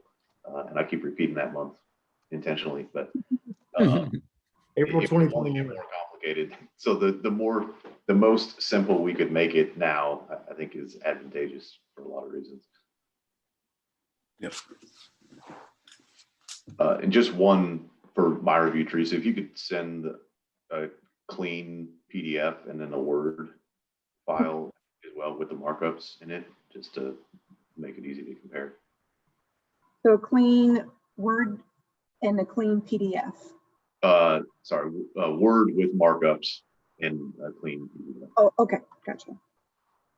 And Teresa, if you forward that to Cassie, she can put it on the SharePoint for the board, and that way we don't have to fight the email system. You can upload it to the Common Drive, and then she can upload it to the SharePoint, and so the board, you can find it in that depository, if you will. Thank you. Yes, sir. Thank Cassie. Yeah, okay, that'd be great. I know the public is likely interested as well, but I mean, from what I understand, we're pretty much taking things off the website in order to put things on the website at this point until we get the upgrade. Is that true? That would be correct. We are at our bandwidth capacity, so we're going to be. I'm hoping that we'll find some free time. That's always a wishful thinking over the holidays, but hopefully we'll find some free time where we can sit down and try to cull off some of the stuff that is more antiquated on the website. Certainly, there's much on that website that could be removed. That, you know, again, it's always great to have as much information as possible, but if old information is blocking new information and current information, that's a problem. So we'll work with that as we can. As we look at the new website, that was one of the questions I had for the consultant. We should not have any capacity issues in getting things on the website. Chris, I was curious about that. Is that our ISP service provider that just doesn't allow us flexibility to increase downloads? Correct. Basically, our website package has a governor throttling component that at a certain gigabytes, it just says no mas, and we're stuck at that number. And so. And it's prohibitively expensive to go up and expand that capacity? I'm not even sure it's a cost consideration. That seems like a likely scenario that you just have to pay for, you know, a higher, you know, just like a cell phone, you know, you got to go from 64 to 256 gigs.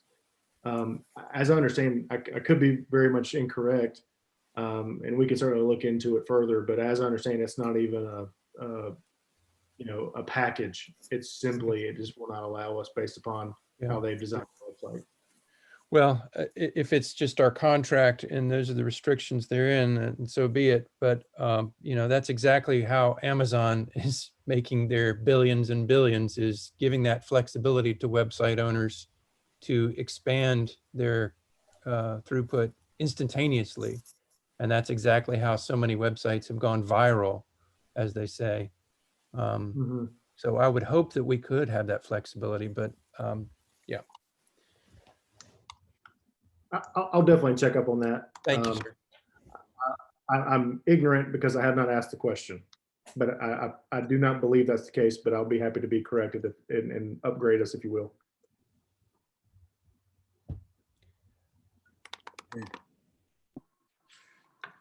Anything further on the UDO? Only that I'm looking forward to seeing the schedule and going ahead and biting off some chunks of this and reaching the April deadline. I share many of the concerns of Liz Cullington in her recent email. Thank you, Commissioner Farrell, for mentioning that. One of those was regarding a list of actions items dating from 2018 proffered by the planning board. And I think that received the consent of the whole planning board at that time. And I'd like to see those things similarly addressed and acted upon, but I don't want to belabor those details in the weeds right now. Just to sort of, Clarion did address the planning board's comments. In the last draft that Clarion put forth Okay.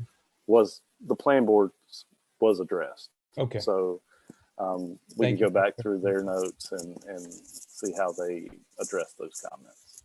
Thank you, Jeff. I appreciate that. Okay.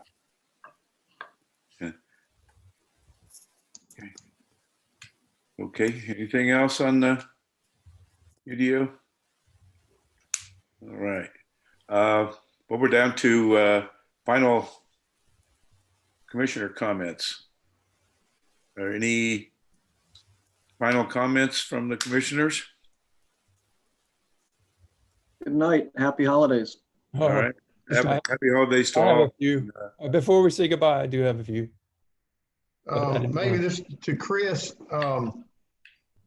regarding the courthouse circle and all that improvements, are we losing any parking on the, let's see, that would be the north side of the courthouse, east and west corners? Are we losing any of that parking?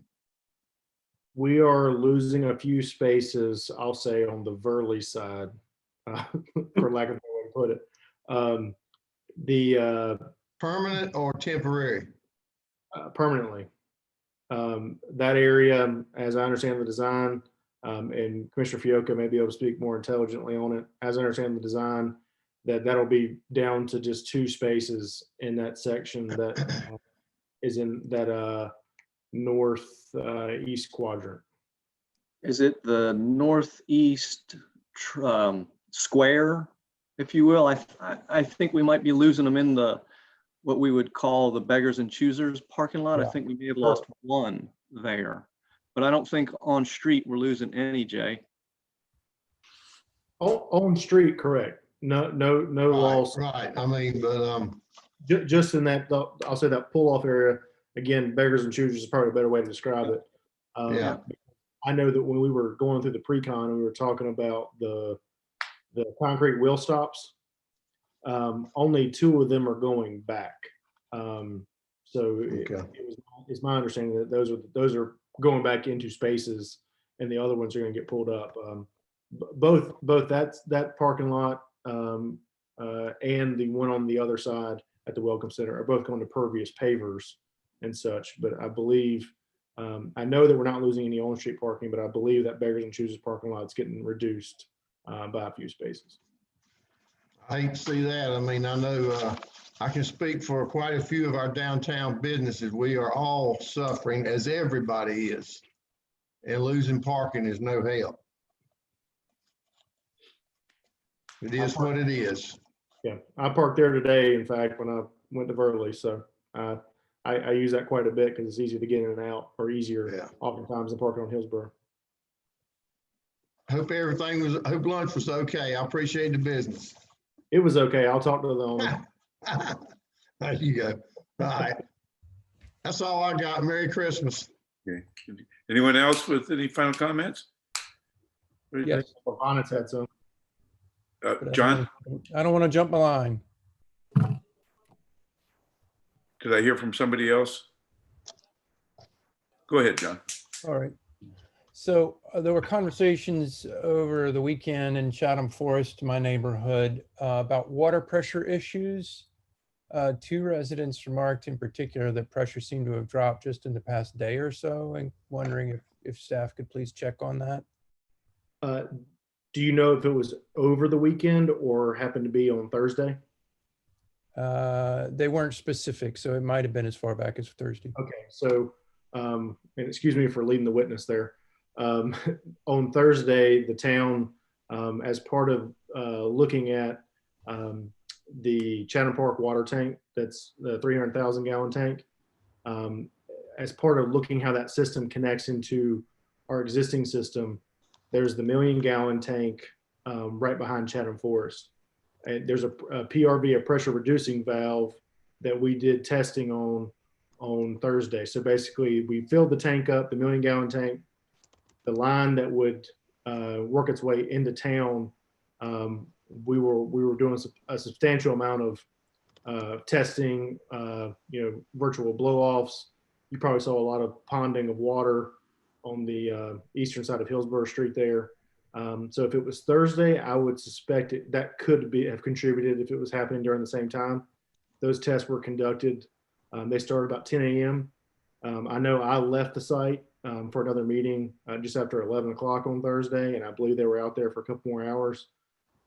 If it wasn't isolated to that, please let me know.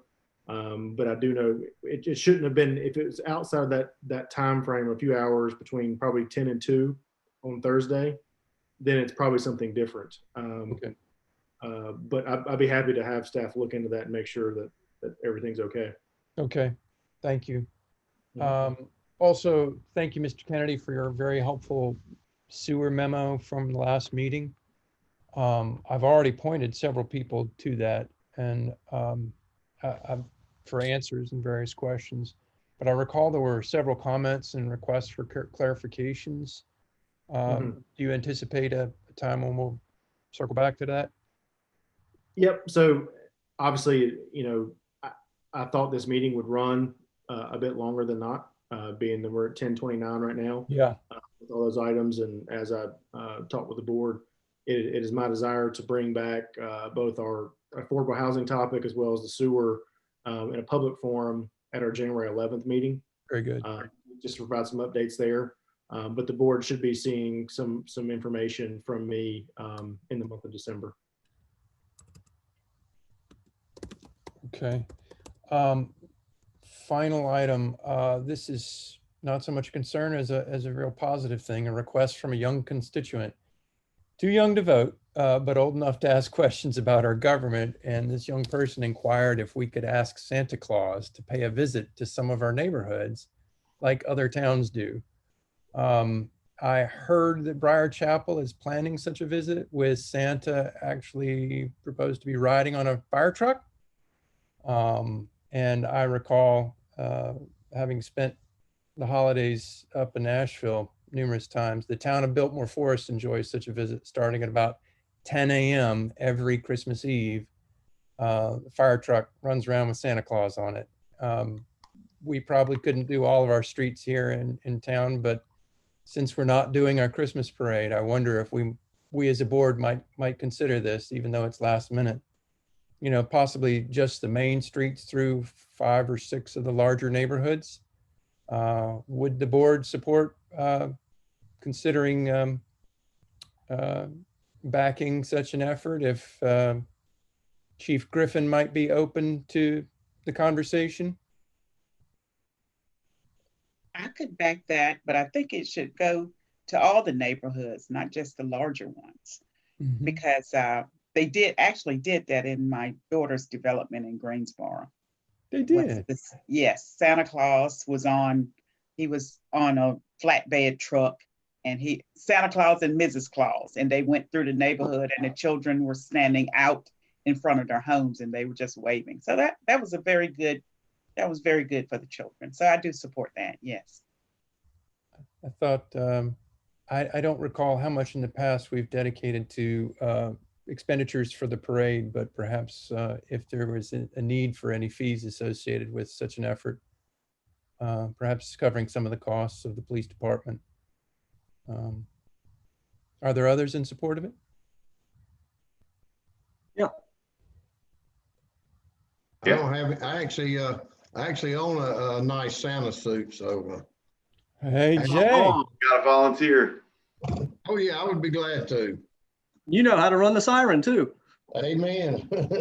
Jay, would you speak with Chief Griffin about it?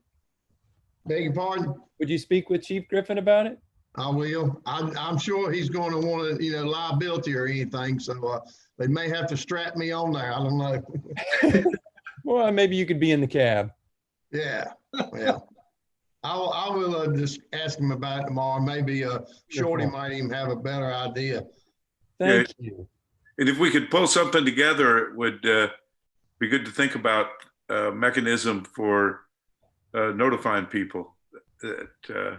If Commissioner Farrell will talk to Chief Griffin, and I'm happy to twist his arm as well, I can prepare a press release. Yeah. And get that out to our local folks, and certainly Facebook and things of that nature. Yeah. And get that Okay. attended Couple weeks. I will touch bases with him tomorrow. Wonderful. It's short notice, so I do appreciate both of you willing to step up. Great. Thank you. Great. Anyone else? Bill, thanks. Well, everyone have a very safe and happy holiday. Vaccinations started today, so we might be on the road to recovery, but I think we all need to be careful attention between now and then. So thank you all, and we'll be back doing this in January. So. Good night, all. Merry Christmas, everyone. Hey, we'll be Happy New talking Year. soon. Merry Christmas. Merry guys. Christmas. Merry Christmas. Bye. Good night. We still need to vote. Move for Oh, we adjournment. need to move to adjourn. Yes. I move to adjourn. Is it second? Yeah. All those in favor? Aye. Yay. All right. Good night, all. Good night.